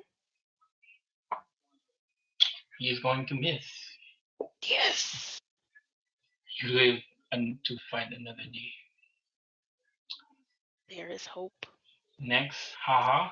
Come on, Kaiden. Kaiden. Don't miss this Kaiden. time. Kaiden. Don't hit for 1 this time. Well, the goblin that he hit, or did he? Hold on, let me see. Yeah, the goblin that he hit for 1 is dead now. Didn't kill him. Or alias kill. I'm gonna cast a magic missile spell at the goblin over here. Magic missile. What goblin are you shooting at? The range, the one, I believe. Okay.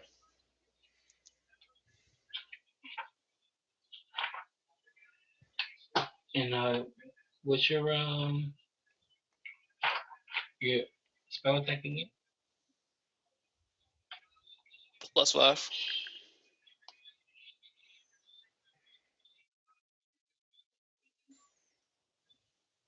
Does that make that a DC of 14 again? Your charisma, correct? Yeah. Okay, he's not gonna make it save. So you roll 1d4 plus 1 force damage.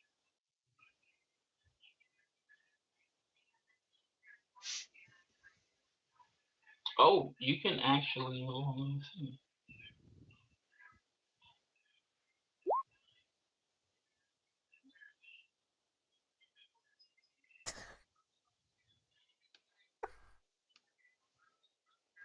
You can have them all target him, or you can split damage. You can split targets. I want all 3 to hit him. Okay. Oh, so it's 1d4 per Uh, missile plus 1. So you. Yeah. So you roll that 3 times. But the plus 1 gets added at the end, correct? Correct. Okay. So we got 2, 4.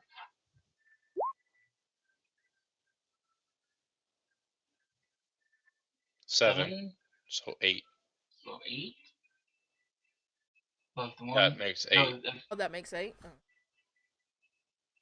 that makes that. He did. He did. Nice. Okay, so now it's the goblin's turn. Oh god, story don't die. Oh, die story. The only thing he can do is he's gonna run up the story since she's the closest person. Biggest guilt trip ever. Mm, mm, mm, He didn't roll yet. mm, He can still Mm. miss. mm. What's your Although AC? apparently she doesn't wear armor, so her Yeah, AC is pretty no, low. she's a good AC. Huh? I scrunch up my face as I see the goblin. A beat. What's your AC? 14. Okay. Shit. He is It's shit. actually There you going go. to miss. He rolled a 4. Oh, thank God. You Oh, survived. you're so fucking. Okay, now story, since he's so close and it's your turn. Hit him! She's going to shoot an arrow at his eyes. You're Oh, too damn. close to shoot now. You can do it, Oh, but it fine. would She'll have just to be a smack him with her. disadvantage. Yeah, Or actually, you can move back and then shoot the arrow. Yeah, and then if you shoot. Okay, so she'll dodge back since he missed and then shoot an arrow at him. Oh, she moved that shit. Did you see? Did you see that? Just moved. She was like, do. That motherfucker. want. Okay, roll to hit. I don't know what I'm rolling. 1d20. Oh, will I always roll the same thing? Yeah. It's a 20 always to hit, and then since The it's dex. range, you add your dex. Yeah. So it'll be 20 Okay. plus your dex modifier.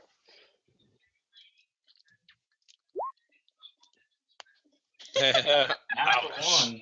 Ouch. That you see a critical. No, once it's a 1, it doesn't matter. So you miss. You can still move though. You can use the rest of your movement. Yeah. You only move Sure. 10 feet. You can move another 20 feet. Get the fuck out of there. Immediately. Oh, look, she can now see that Honor's not in the wagon where she belongs. Wow, did she say belongs? Listen, honor might save your ass this turn. So All right. see. Yeah, It's Honor's turn. So Honor's going to use the flame that she produced to attack that goblin. And that's 1d6, which right? I half killed. 1d8. 1d8. I half killed, but Yeah, So it's that's a going to wounded use your goblin. dex a modifier. wounded. I'm sorry, what did you say? You're going to roll a d20 and add your dexterity modifier to hit.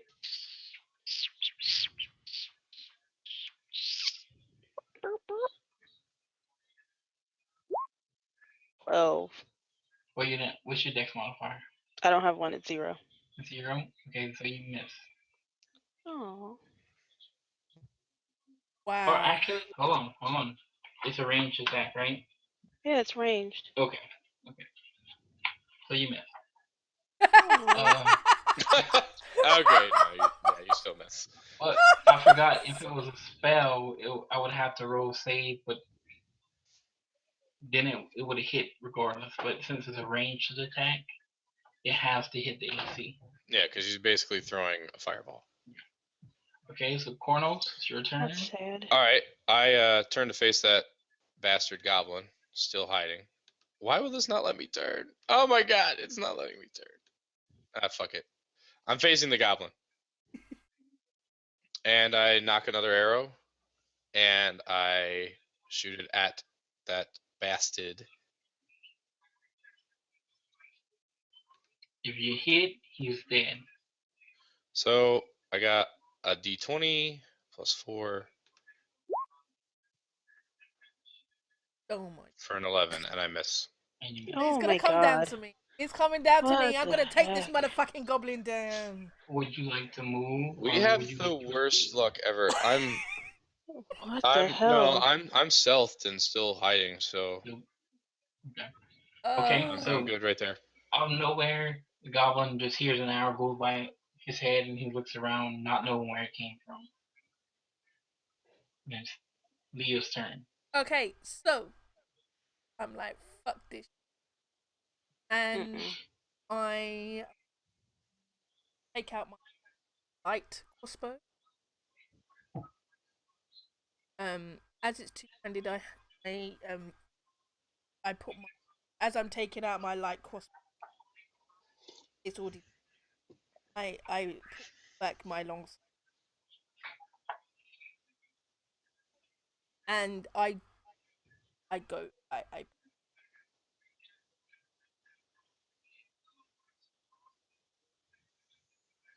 Okay.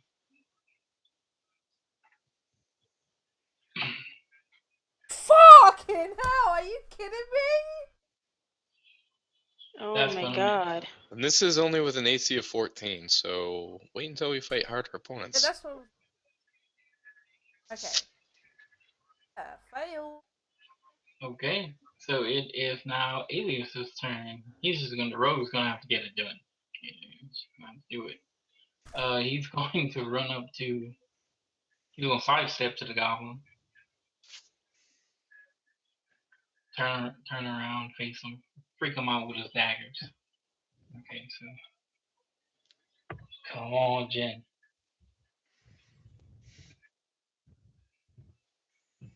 Me too. I wanted to at least hit something. Damn shame. You hit the dead horse behind with the fireball. Now there's a smoldering dead horse behind the goblin. This bush is on fire. You said she roasted dinner for tonight. Oh my god, he hits, thank god. He hits, Oh. and it doesn't matter how much damage he has because he was down to 1 hit point, See, so he's dead. All we Down. needed was one little hit I point. Lord nearly have got him mercy. down. So Okay, so are we So- open to do whatever we want now? holy crap, yeah. So I first thing I do is I move over to this goblin here and I start to search his body for ranger goodies. I go As far as you can tell, you go through the bodies and they're just wearing real crude leather hide armor. Nothing worth taking. Can I recover some arrows or something from their quivers? You can recover half. Recover half of what I fired? Half of what's in there, so 10. So I can take 10. Well, I can only hold. So it I fills can you only back hold up, 20, basically. so I'll fill back up. Thank you. I'm already looting. Problem that. And them And- two goblins with the scimitars, they're just real crude scimitars. Not entirely sharp. They're pointy, but they're not sharp.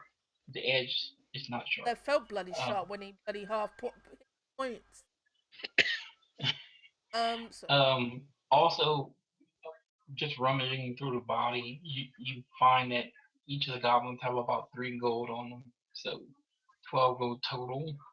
I'm not sure who wants to keep track of So that. we'll split that between all of us, so that's 2 gold apiece. Right now, so just add 2 gold to each of your things. Because Kuornos does that and says, "Here's 2 gold for each of us." Okay. And Honor helps Story back to the wagon because she's clearly injured. Yeah, Story's gonna go and lay down in the back of the wagon. What are you saying about Teelia?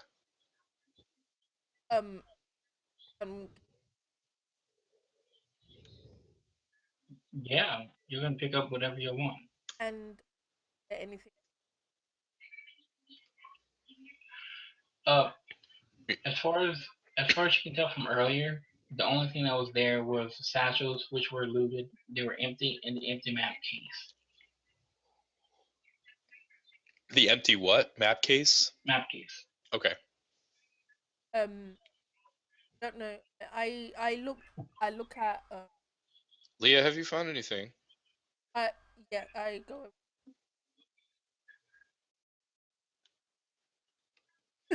I just moved back to you. I just. I talked to. I was just wondering where maps that were in. I might. Yeah, I mean, I can take a look around, and I can have Alias take a look around.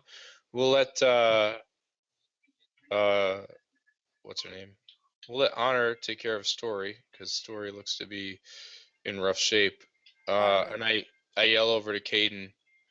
Kaiden, can you help us search the bushes to see if there's any of these missing documents around? Okay, so whoever's doing the searching, give me a survival check.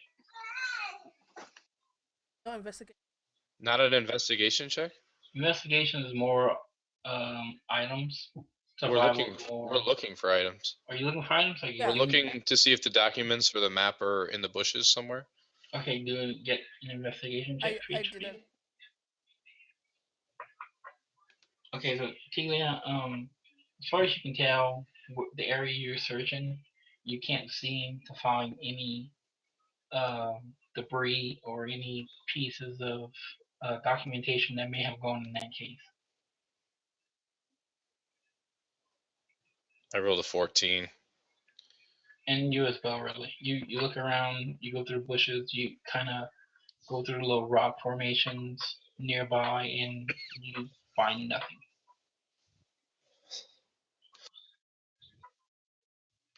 This program is significantly less nice to me than it was when I was rolling my character sheet. Haha, are you gonna roll so you can search for us too? Yeah, what modifier do I use? Your investigation modifier? Investigation is intelligence. Unless you have a plus to your investigation modifier. Yeah, just look in your skills list, haha, and find investigation.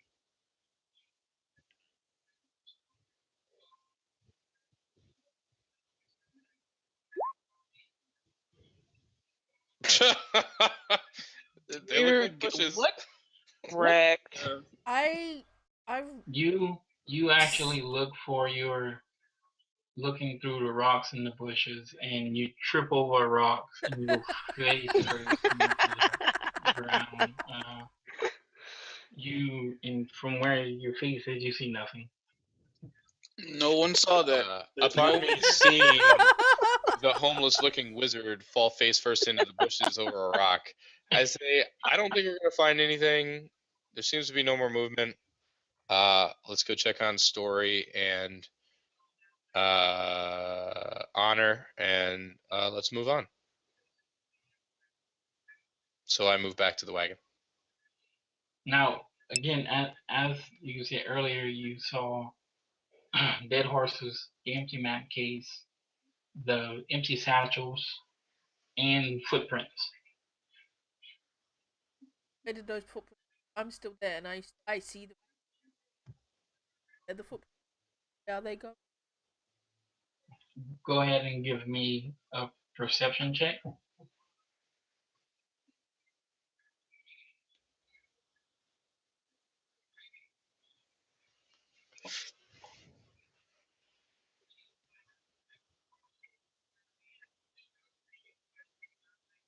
I'll go. Yusuf.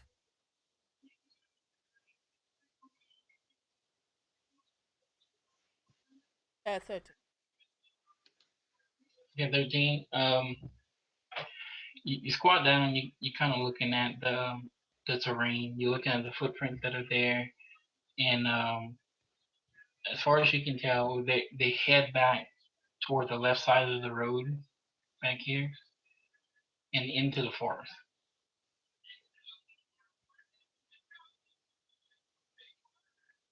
Guys, there's footprints going here.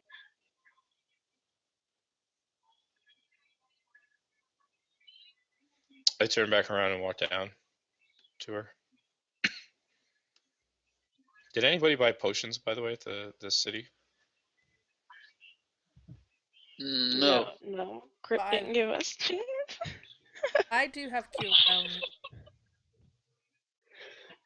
Well, what you can do is at this point, give you the option. You can take a short rest in doing so, you can roll your hit die, whatever it may be, 1d8, 110, whatever, and recover however much health you roll. Well, let's have this conversation first and decide what we want to do from here.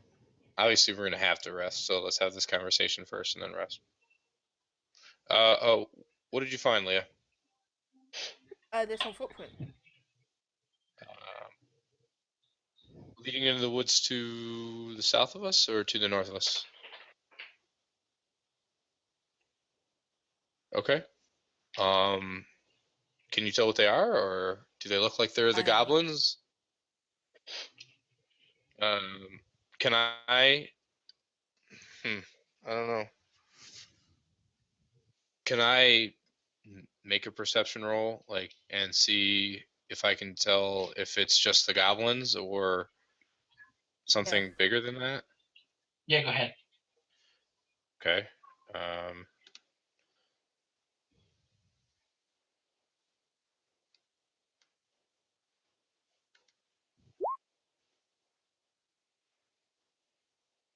Fucking hell. So they're footprints. We know that. What the? I'm glad that we're. This game is really not fun when it's all ones under 10. Everything has been under 10. Under 10, right? I'm still not sure how one of us is not dead yet. But, yeah. Well, they look like they're footprints. Story looks like she's in pretty bad shape. Leah, is there anything you can do about that? Yeah, I can cure wounds, but I'm also. Okay. I don't have I have to touch them only for one. Well, you stand here and touch yourself then. I look over towards Kaiden. Kaiden, is there anything you can do to help Story out? no, not at the moment. Can you go check on Story and see if Honor has anything to help Story out, or if Story can help herself? Story is sleeping. Oh, she's. She's just gonna sleep it off. Inside the wagon? Yep. Alright, so then I guess we take a short rest here. How long is it? It's like 15 minutes, right? It's like 15, 20 minutes, I think. You're muted, Cryptstick. You can eat on stream, by the way. You don't have to keep getting your picture away. Short rest is like half of a long rest, which is like 4 hours. Yeah, that's what I'm saying. What we could do. Not from what I've seen, but okay. No, I thought it was half of a short. Well, we have no choice. We have to sit here and wait. Can we not again? Well, not necessarily. I don't really care what's in the woods. Because I can rest in the wagon. Well, you guys can sit and rest if you'd like, and I can go into the woods with Alias, and I can go into the woods with Kaiden, because I'm assuming that Honor will not leave Story's side. Nope, she won't. If she's useless. I'm half. I heal my. All right, we take a short rest here. Then we wait 4 hours here. Okay. While the other ones are sleeping, I stay awake since I have full health. I just sit on the front of the wagon and wait.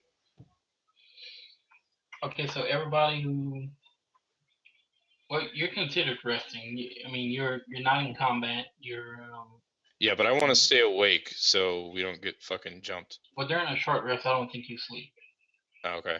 It's not as taxing, you know. It's just kind of you're recovering from the battle, but you're not physically going to sleep to rest. Okay, then I'm not using hit die. Is that okay? No, yeah, you don't have to use hit die. What hit die do I need to do? What's your hit die on your sheet saying? Probably 1d8.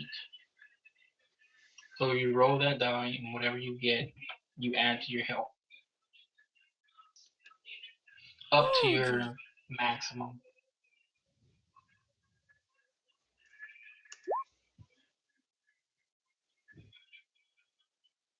Yay! So, Kat, what was your original HP? 12 or 9, right? 9. So you're back at 9. You're full up now. See? Sleep it off. Sleep it off. Anybody else that's banged up? Nope. Nobody else was hit. Okay. What do you guys want to do? My vote is fuck what's in the woods. Let's continue on the quest. Is that everybody? That's what y'all doing? Yes. Anybody else got a statement? Nope. Nope.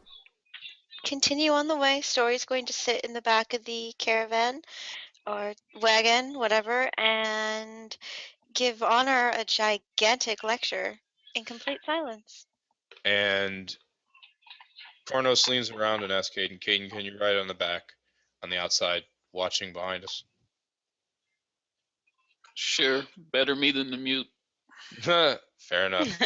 And I hop on. The pseudo-dragon floats out in front of us again, Obsidian, and Alia sits right next to me again.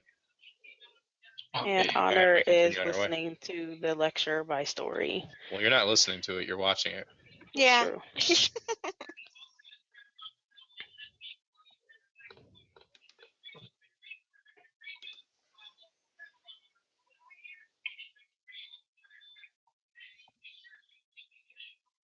Okay, everybody heads off. You'll get back on the wagon. You you head about a half a day's journey. You make it to Fandolin. Malandra! Fandolin. No, I'm. So the first stop that y'all have to make is you have to turn in the wagon at the Barthen's Provision. And so, Koros, I'm sure since you were the leader of the party, you'd be the one taking point on the delivery. Kuornos? Or Kuornos? Now you guys got me fucking saying it. Sorry. Where are we going to? Barthen's Provisions. Bartham's Provisions? Yes. What trail are we going? The Triboard Trail, yes. Oh, so we're coming in from the south, or we're coming in from the north, right into the... Okay. We pull up in front, we walk inside. Barthen! As I walk in. I've come to sing! Okay. I look at her and say, I'm sure you're looking for pork rinds, not singing. Yes, but I've come to sing. And I walk in and I look for... I walk up to... I'm assuming there's like a service desk counter type thing. Yes, when you walk in, it's pretty much like it's an open room that's got the walls are lined with mining picks and shovels, and for the majority is mining gear because this is a newly formed mining town. Okay. And 20 feet beyond the door is just a big service counter, and behind the service counter is two young human boys who are basically shop hands. They pick up supplies, they gather supplies, and they wait on customers when the shop owner Elmar Barthen is not present. I walk up to the boys and say, I'm looking for a man and a dwarf. The dwarf goes by the name of Glindrin, and the man goes by the name of Sildor. Have you seen them about? We have a delivery for them. The young boy looks up at you and says, I have not seen them, but my shopmaster, Mr. Barthen, I can get him, and he can maybe further assist you. Can you get him immediately, please? The little boy turns around and he walks into what's seems to be a back room. It's hear some moaning, groaning as it's getting close to close time, and Mr. Barton, who's stocking away inventory, comes to the front and says, yes, what can I do for you? Mr. Bartham, your shop hand here said that you could help me find a Glindrin, Mr. Mr. Glindrin Roxier or Sildor. I have a delivery for them of mining equipment. You know anything about them? Well, I haven't seen Mr. Gundren Rockseeker and Mr. Sildor in a few weeks now. I at my hand.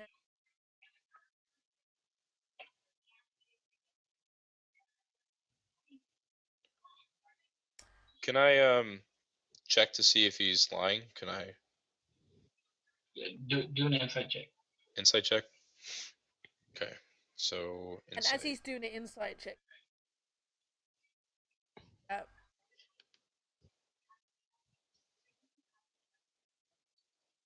where exactly they go? Last I've seen, Gundren left here about 2 weeks ago, headed to Neverwinter.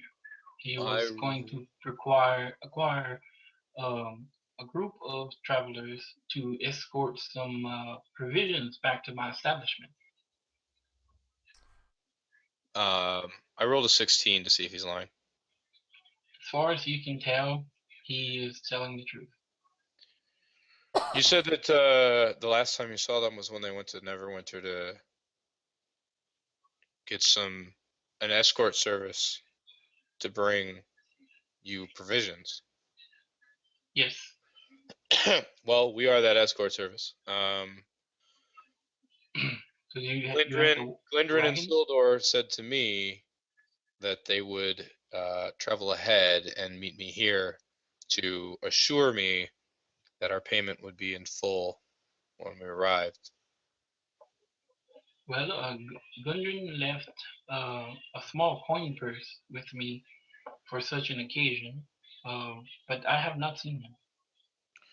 Well, then if I could have that coin purse and count it and make sure that our agreed upon terms have been to completion, then I will be happy to go on our way. Well, how do I know that you did not come into any harm from Mr. Roxy and his companion? Well, to be quite honest,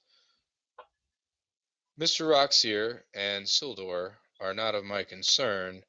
My charge was to hire a group of companions, a traveling group, to escort this wagon to your establishment or to this town. And upon arriving, we would receive payment. We were not hired to be Mr. Roxier and Mr. Sildor's personal guard. That would have been a completely different matter. And I look at Leah and kind of roll my eyes a bit, like indicating like we better get fucking paid.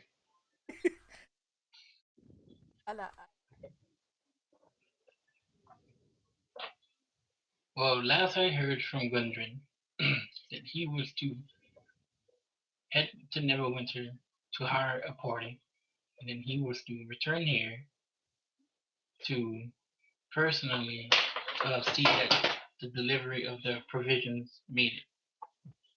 And without Gundren, I cannot pay you. And I say, listen, dog, you're going to pay us, or I'm going to put my dagger through the bottom of your chin right here in this shop. Okay, whoa. Guys, I quick guys. This is clearly some kind of misunderstanding. Look, we want to get paid. This person wants us to go chase down his friends and be their bodyguards when our charge was simply to get this wagon of provisions to the I- town, which we have done, I got and he this. has our payments sitting in a coin purse. Cornus, He's either going to pay us or he's going to pay for it. Okay, Cornus, hold on one moment. I look back at dude. But anywho, Can I roll an intimidation check for that? he can roll At intimidation. the very least. Yeah. Go ahead. I'm gonna roll a persuasion check. And I'm gonna be like, I totally understand. Are you fucking kidding? Oh my god, yeah, I definitely That's roll a great. persuasion check. And I basically say, look, we go outside, you see the wagon for the provisions that you know he told us to come deliver. So, what the provisions here, we would just like to get. That's it. We don't want any trouble. If you want, if you want to pay us further, we can go and try and find the guys. Because clearly something has happened. We don't know what's happened. Clearly, we are the people for the job. We can go and take a look at us too. But you need to pay us for our job. 13. Oh, Jesus. I fucking hate this application, by the way. I'm rolling a regular dice next time. Well, as far as you can tell, the attempt on his life, threatening his life, did not phase him. Even with a +5, it didn't do shit. Alright, because you rolled a 4, bro. You didn't roll a 1, kid. Correct. However, due to the persuasion I of the smile. board, he walks outside, takes a look at the wagon, kind of gives it a once over to make sure everything's there, and then he looks at you, Teelia, or Theo, and says, "Well, truth be told, I only have half the payment. What? Sildor was supposed to deliver the other half whenever he returned. Then we're taking the wagon and driving away to find that motherfucker." And Honor interjects and tells Kuornos that maybe we can give him half the goods until we get the other half of our payment. And we take what he has right now. He won't give it to us. He apparently doesn't have the right to give it to us regardless. Ask him. Yeah, okay, so what if we Leah? give you half the payment? Give us half the payment. You'll go and find your own Sildor and Mr. Rocks Also- here. whatever. Mr. Rocks. And we can go and find him to get the rest of our payment and give him the rest of the goods. How about that? He looks at you, kind of looks at the rest of the party. He says,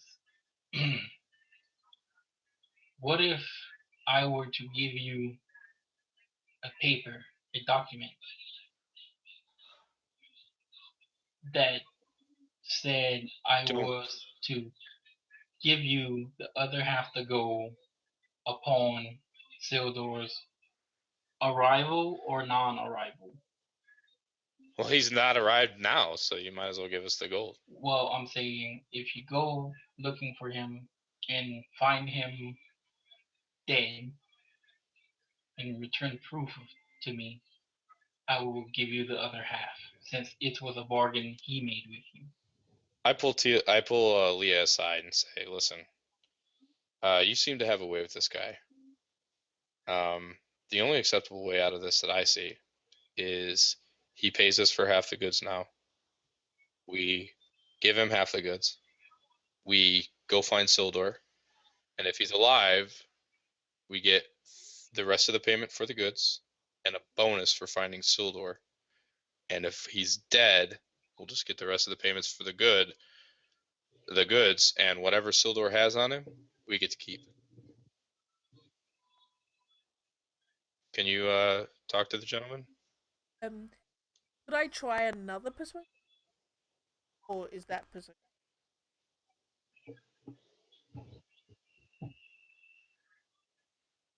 You can try another persuasion check. I think right. Watch, she gets like a 1 this time.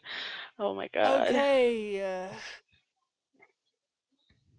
So you have the discussion of exactly what we talked about with this Yeah. gentleman? So basically, I go back to.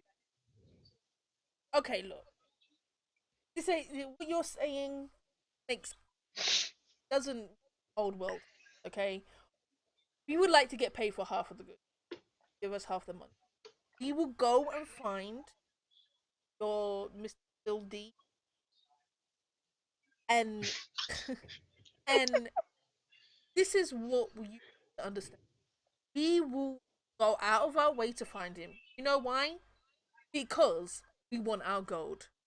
We're gonna make sure we find this goddamn guy. We can get our gold,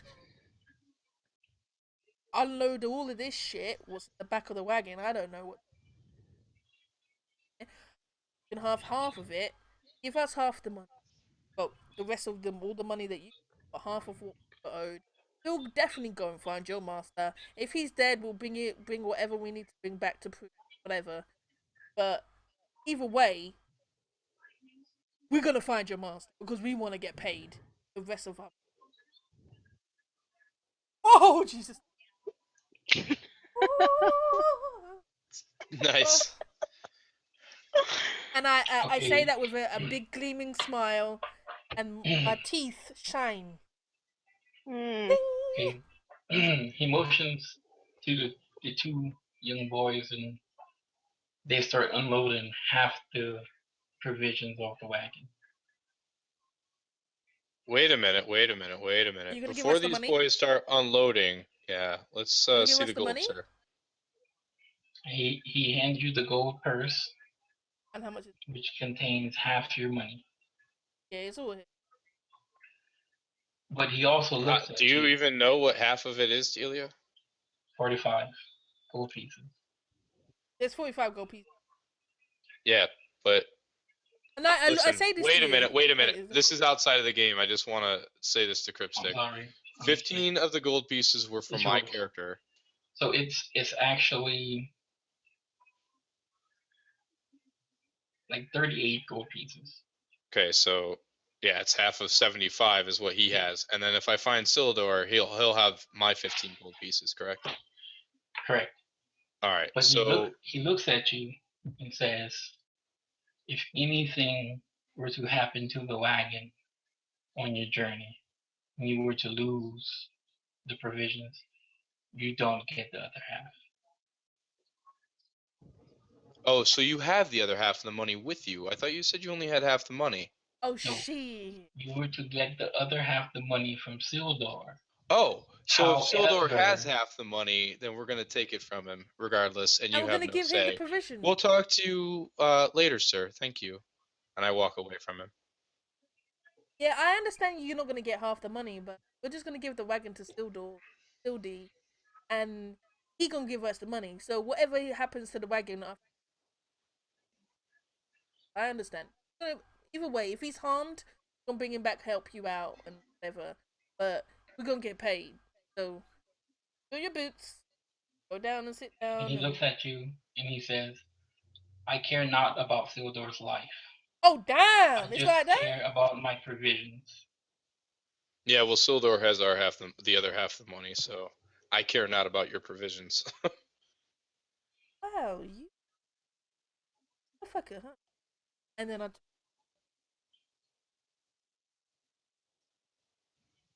All right. Honor So jumps it- back onto the Now the it thing is. too.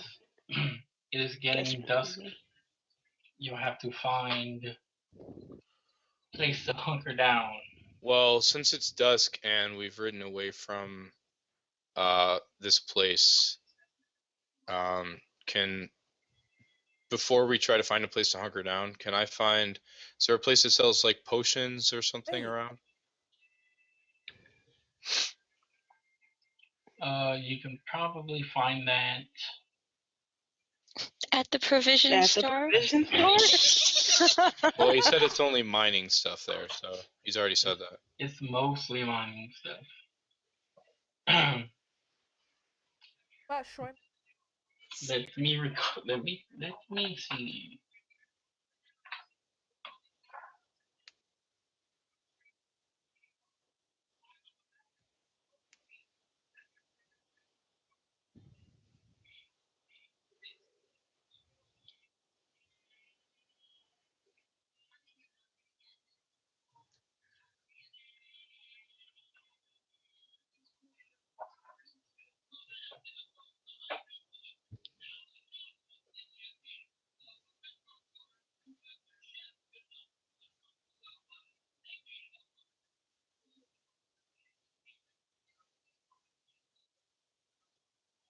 Probably half Well, dead. hindsight is 20/20. I know. You can always go back for him. So we got 38. 38 gold divided by 6. Do you have something to calculate that? It's 1.33. Shall we hold on to? Yeah, who wants to be like the treasurer? I mean, for the time being. Wait, I'm sorry. It's 6.33.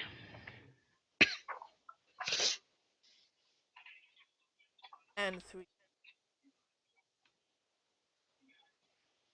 I can. Well, technically, the scimitars are yours because you picked them up. Yeah. And we don't really trust each other as a party yet, so.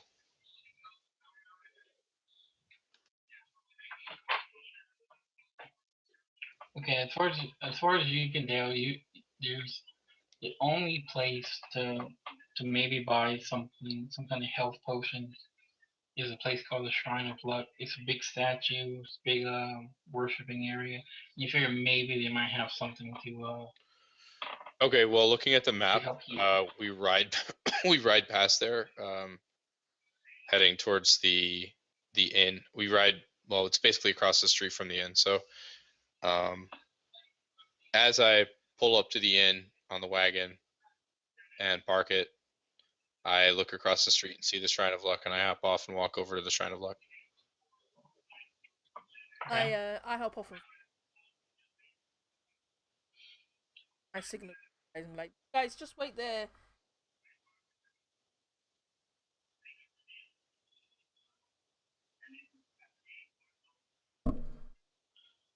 Okay, so as you walk into the Shrine of Luck, and you can tell it's more of just like the central like miniature temple It's like a market. of Phandalin. Okay. In back of a little counter, just tending to herself and wiping things down. Is a small woman. She just seems to be humming to herself, and she doesn't actually notice y'all walking. Hey, how you doing today?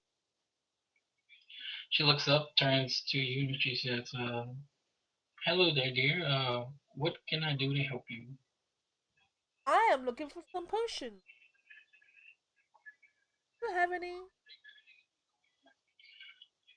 She looks around, and she's kind of fumbling with baubles and whatnot, and she asks, uh, "What what type of travels do you come from? I have not seen you here before." Oh well, we're help Barthen's kind of a little. We've come from Neverwinter, with some mining provisions for the local economy. So, Barthen's Provisions, you've met Elmerton. I suppose, if that's the Yeah. guy's name that owns it.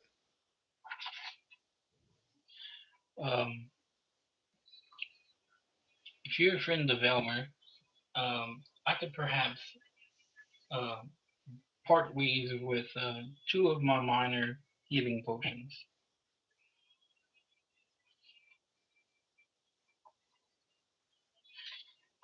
Any friend of Elmer's is a friend of mine. Yeah, sure. We'll take 2. That's She all just she's got. she reaches down and she grabs 2 bottles. And that's all she's got. What is the minor? That's 1d4, I think. Yeah, I believe so. I was trying to verify. I don't see the damn thing. 1d4 plus 4.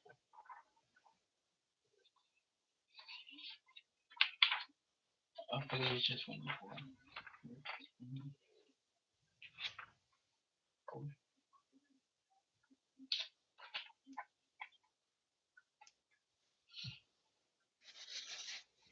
So yeah, who's gonna be carrying that? If you want to split them, or if you want to It's up to have one person. Well, Teelia, Leah, I suggest to Leah. Leah, why don't you take one of the healing potions to hold on to it, and when we get back, give one to Story or Honor.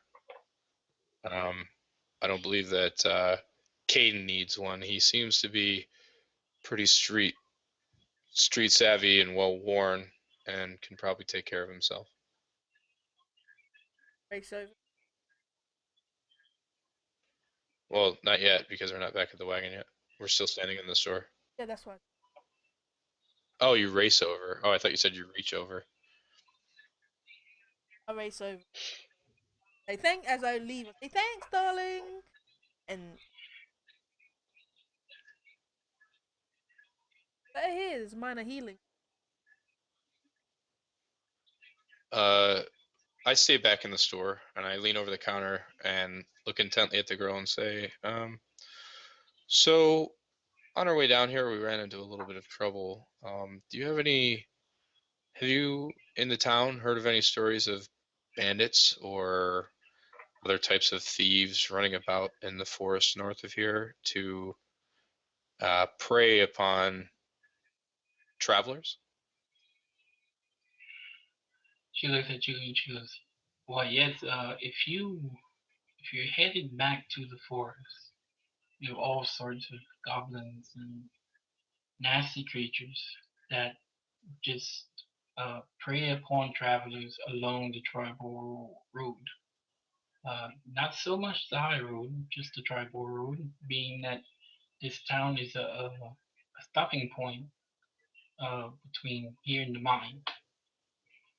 And she leans over to you and whispers, and she goes, "If you plan on staying any longer, you're sure to run across the red brands." The red brats? The red brands. Brands? Brands? Yes. And what, pray tell, are the red brands? Is that just your local gang of hooligans, or? No, it's they're more of an organized force. An arcanist force, as in a band of rogue sorcerers? No, I'm sorry, an organized force. Organized. Okay. They've kind of moved in the past couple of months, and they're holding a few of our merchants. Basically coming in and requiring payment. For protection, or? For protection. Sort Only of within the past couple of months, but they more and more encounters every day. So sort of like a paramilitary type of thing. Would you have any idea, or would anybody in the town have any idea where their headquarters or hideout is? I don't know where their headquarters is outside of Fenderden, but they seem to be hanging around a tavern just to the south of, or right next to the miners' exchange. Right next to the Miners' Exchange is a Oh, tavern. sorry, I misspoke. Right down the road from the Stone Hill Inn. From the Stonehill Inn, right down the road Called from the the Stonehill Inn. tavern is called Sleeping Giant. Excellent. Thank you for your information. Remember, dear, if anybody asks, you didn't hear it from me. Mum's the word. I got you. And I walk out and I say, thank you very much for your information, and the healing potions are greatly appreciated as well. And I saunter back across the street and poke my head in the back of the wagon to find everybody. I'm assuming that Kaiden is standing to the side. I say, our lady friend that we met back there has kind of given me a lead to where Sildor or Glindrin could be. There's a rogue organization around here, a paramilitary of sorts that is called the Red Brands. They hang around just down the street from the Stonehill Inn here at the Sleeping Giant Tavern. I think that would be a good place for us to start our search for Sildor before we go chasing those footprints that we saw back in the woods. But if the goblin attack those probably in the Sildor. Sildor, it's probably hard.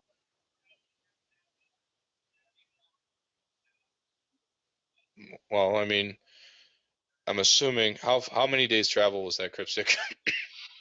from where the encounter was to Fendelin. From the Goblin attack, well, from Neverwinter. No. From the Goblin attack to Fendelin, because where the Goblins attacked is where the footprints were. It was about a half a day's ride. We are about a 12 hours ride from where the Goblins attacked us and where we saw the footprints. If Sildor is half dead in the woods somewhere and we have to try to track him, already having lost half a day where those footprints could have faded, it's going to be a tough road. As opposed to going to the Sleeping Giant Tavern, where we know that these Red Brands have been taking merchants and travelers hostage, essentially, to extort this town and the people in it, then, that's a little bit of a firmer lead in my eyes. I will concede this to the group and what decision they would like to make.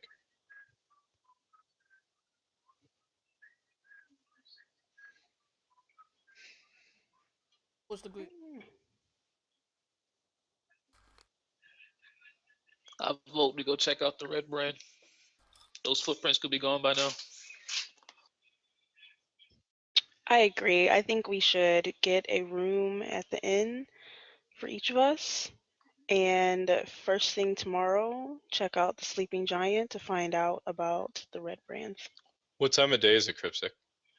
Right now it's probably about 7. In the evening? Now. Yeah, we have time. We should get a room for each of us. Well, Alias and I will sleep in the same room. We'll get a we'll get a double queen. Thank you very much. Don't ruin the bromance. Non-smoking. I kind of actually assumed that Story and Honor would sleep in the same room as well. But anyway, so that we'll go in, get ourselves situated, and then we can head down to the Sleeping Giant. Preferably not all together. Let's go down at separate times. That's fine. That will do. I go into. I see.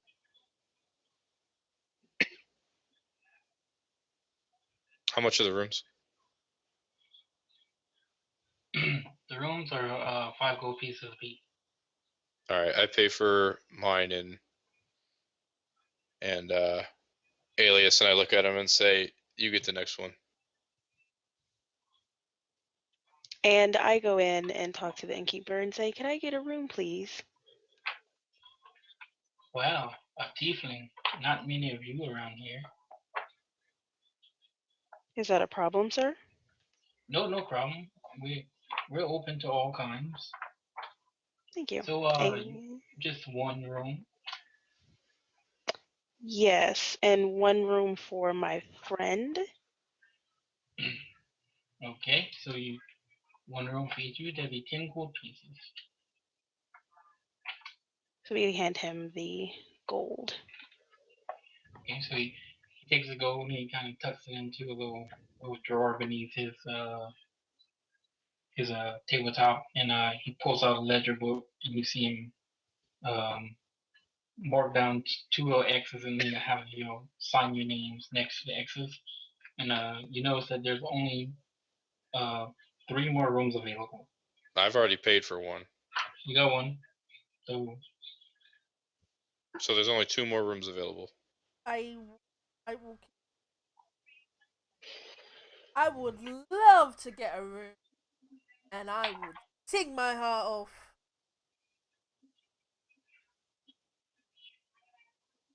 Have any?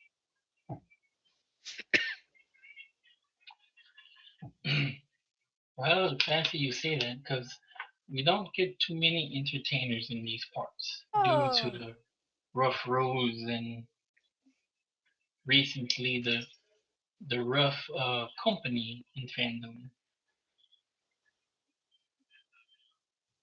Like so if you'd like to play, we have a humble stage in the corner there that you can set up and entertain. And I tell you what, you can draw a crowd. I'll give you half off your room.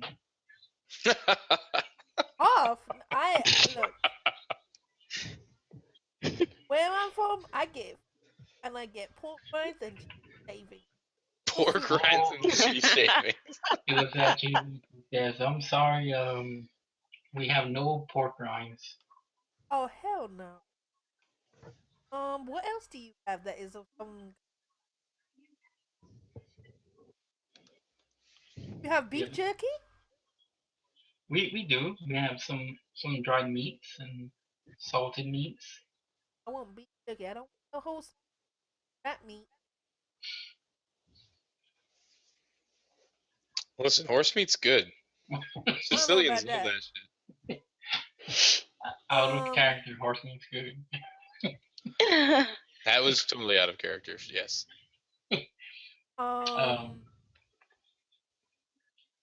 Do a perception check on the meat. Natural 1. For as much as you know, this could be tofu. This is actually a meat byproduct.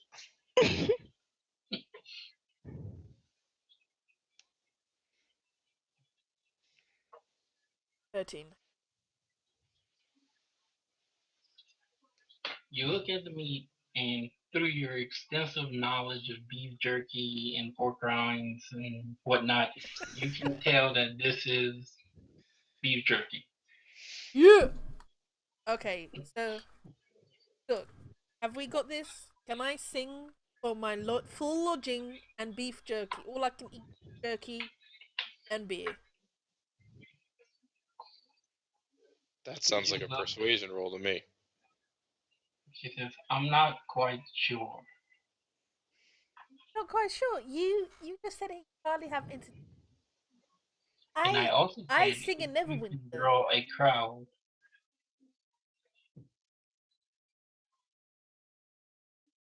I look around the room. How many people stacked in? You look around, and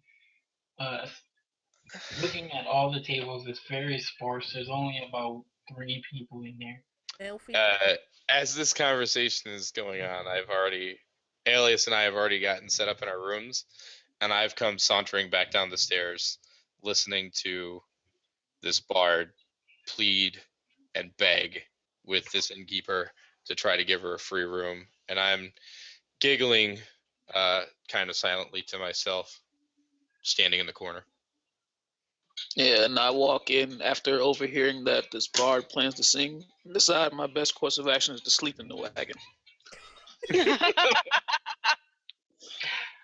So Is- no room for you, haha, right?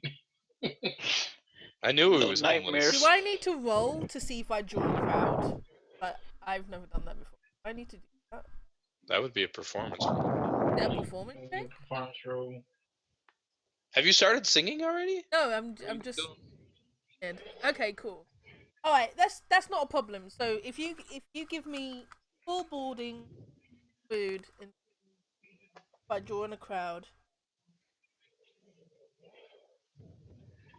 She looks at you and she gives a nod and Okay. she agrees. Okay, so I go on the and I start singing. Honor decides to take her stuff and go upstairs to her room at this time And sit in silence. and begins to meditate in silence. Okay. So Teelia, do a performance check.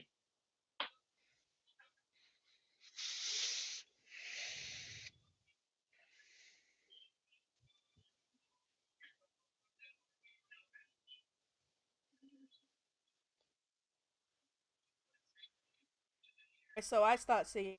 All the single ladies, all the single ladies, all the single ladies, all the single ladies, all the single ladies, all the single ladies. Up in the club, we just broke up. I'm doing my own little thing. Decided to dip, and now you want to trip, cause all brother notice me. Okay.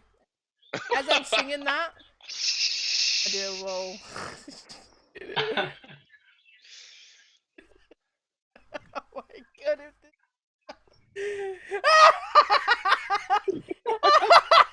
Okay. I'm upon him, he upon me. Don't pay him any attention. Cry for my tears for 3 good years. You can't get mad at me. Cause if you liked it, then you should have put a ring on it. If you liked it, then you should have put a ring on it. Don't be mad when you see that he won it. Cause if you liked it, then you should have put a ring on it. Okay, as you're saying, you actually see people start to walk in. Because they're not used to having entertainment here due to the recent takeover of the Let Red alone Rain. like pop music So, or a chubby bard dancing around in a singlet. I'm not and chubby, heels. I'm Big sexy bones. with it. Excuse me, with thick thighs.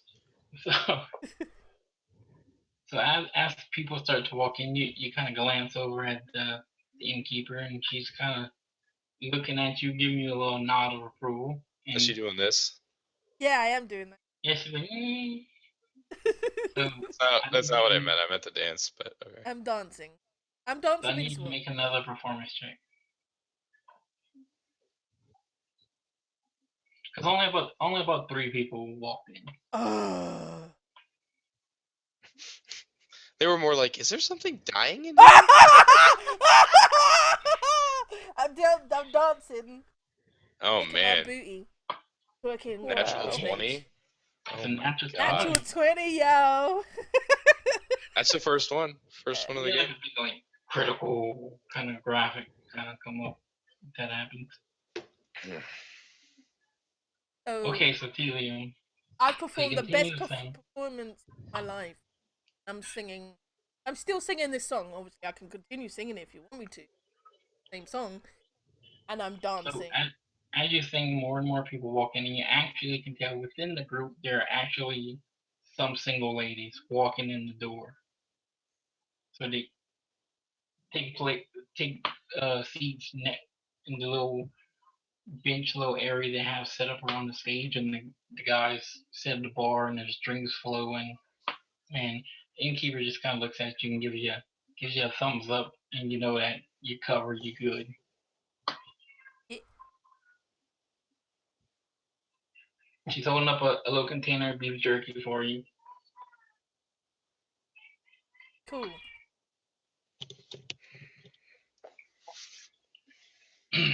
Okay, so you spend the night there, and as you wake up, Leah, did you give that that one potion to Yeah. It just- honor a story. Okay. She Cool. didn't say nothing to me. Story didn't even. She didn't even nod like No. a gesture of appreciation. Wow. So as Teelia plays her bardic songs into the night, everybody's sitting around drinking, having a good time, and I think that's where we're gonna stop for today. Yeah, well, we're not going into the night because we were going to walk down to the tavern, but it's definitely late, so. Yeah. So we'll just end it here, and when we pick up next time, we'll just continue from where we left off. Make myself a note. And we left off on single ladies. Lord help us. Man. How did you guys find it? Oh, I wish Haha would talk more. He definitely didn't say anything all night. He sat there the whole Yeah, I time. do too. He's a silent wizard. You can jump into the roleplay anytime you want. You just have to be more forward. It's new for me, too. This is the first time I've ever done it. You know what I kept on laughing about? Is that you Yeah, have... it's like weird. It's like I want to say something like asshole-ish, but it's not in my character's nature to do that, so it's kind of like you're jousting with it. Well, that's your fault for not picking a trolly character and being a trolly person. But see, you know that now, and you can adjust your character next time. You can still be a troll and not have good charisma. Get rid of people. Yeah, but if he's like lawful good or something, he wouldn't even say something asshole. He would just... Right. Don't know he's... Yeah, we don't know his alignment or anything. That's why neutral. Yeah. Just saying. I mean, this is the thing. As a good character, that depends.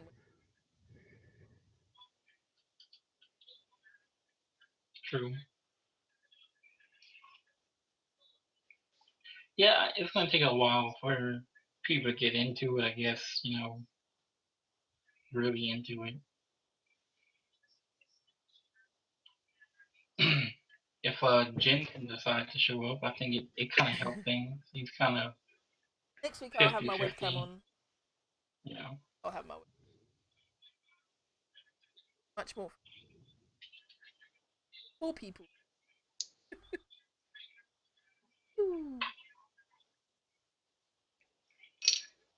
Dance for you guys. You gotta get the flute. Oh yeah, and hopefully I can get my compression. So I can Please. Need to find us. Please. I can't What'd wait. you say, Haha? Need to find a store here that sells earplugs when we start again. That would be Barthen's provision. I don't even know why you be hating because right now I just rolled a natural 20 and I had the performance of my life. There is a crowd in right now. Well, we're hating because you only wanted your own room. If you had rolled a natural 20 and gotten all 6 of us a free room, would have been a little different. Did you? All you cared about was the poor Did you help me in this persuasion? You went upstairs and you already had your room. So did you, Anna? So I actually came back down and watched, unlike I everybody laughed. else. I Anna laughed didn't to say yourself. anything. I laughed at it and didn't even come to my aid No. and try and help me and I make me feel laughed. bad. No. I laughed at your I wanna hear. conversation. I laughed at your Honor conversation. didn't say anything. Don't put Honor's name in this. No, you Ain't went no upstairs and meditated, Honor. No, I'm talking about when she said that I didn't say anything. I didn't care if she exactly. rolled, if she Yeah. got a thing for Exactly. me. I didn't need her to get a room for me. No, That's no, no. what I I'm was saying. just giving her a hard time outside of character there, Dwezel.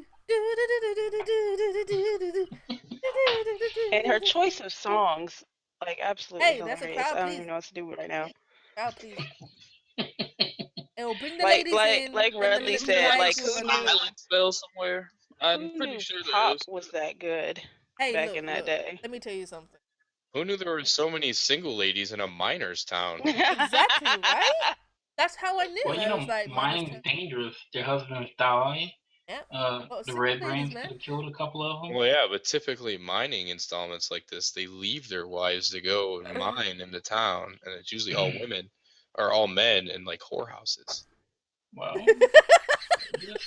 It doesn't matter. There's single ladies in this inn, and I the do it all whores are up. technically single.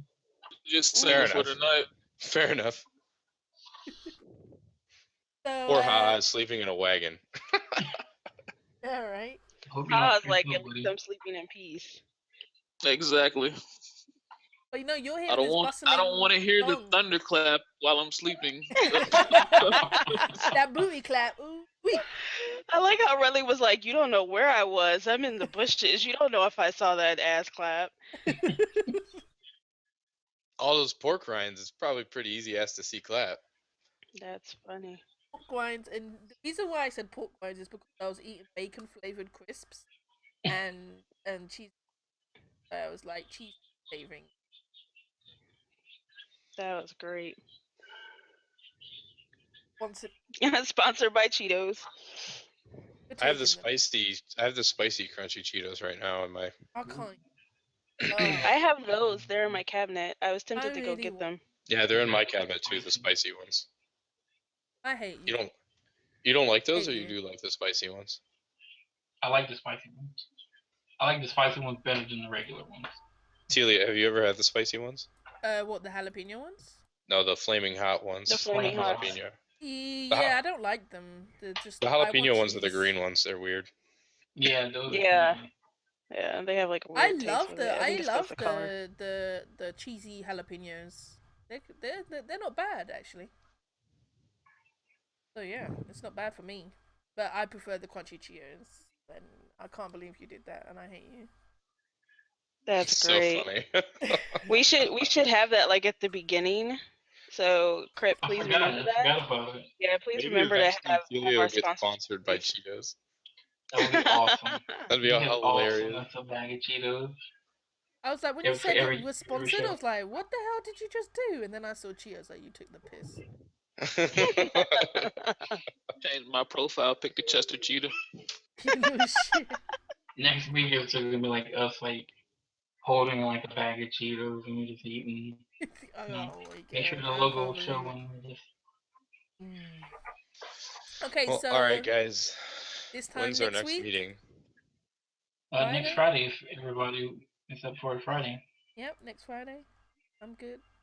Yep, works for me. Shall we do a 9 o'clock meet for 10 o'clock? Yeah, can we actually like start at 10 instead of half an hour later again? The 9 for 10. So in the announcements, 9 o'clock. We start at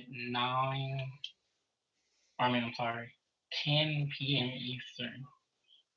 If you're in the wagon, you're in the wagon. If not, you get left. You get left. Well, that decision is up to Kuornos and whomever is in the wagon. I mean, the DM can say, you know. Do we have to be in the wagon to get to the other place? Well, we have to. No, can we walk? The sleeping giant or whatever, it's just like down the road you can walk. I was wondering, where can we go to the wagon? What we're going to do with this wagon? Because do you really want to take this wagon into the woods if we have to go into the woods, or do you want to put it somewhere safe?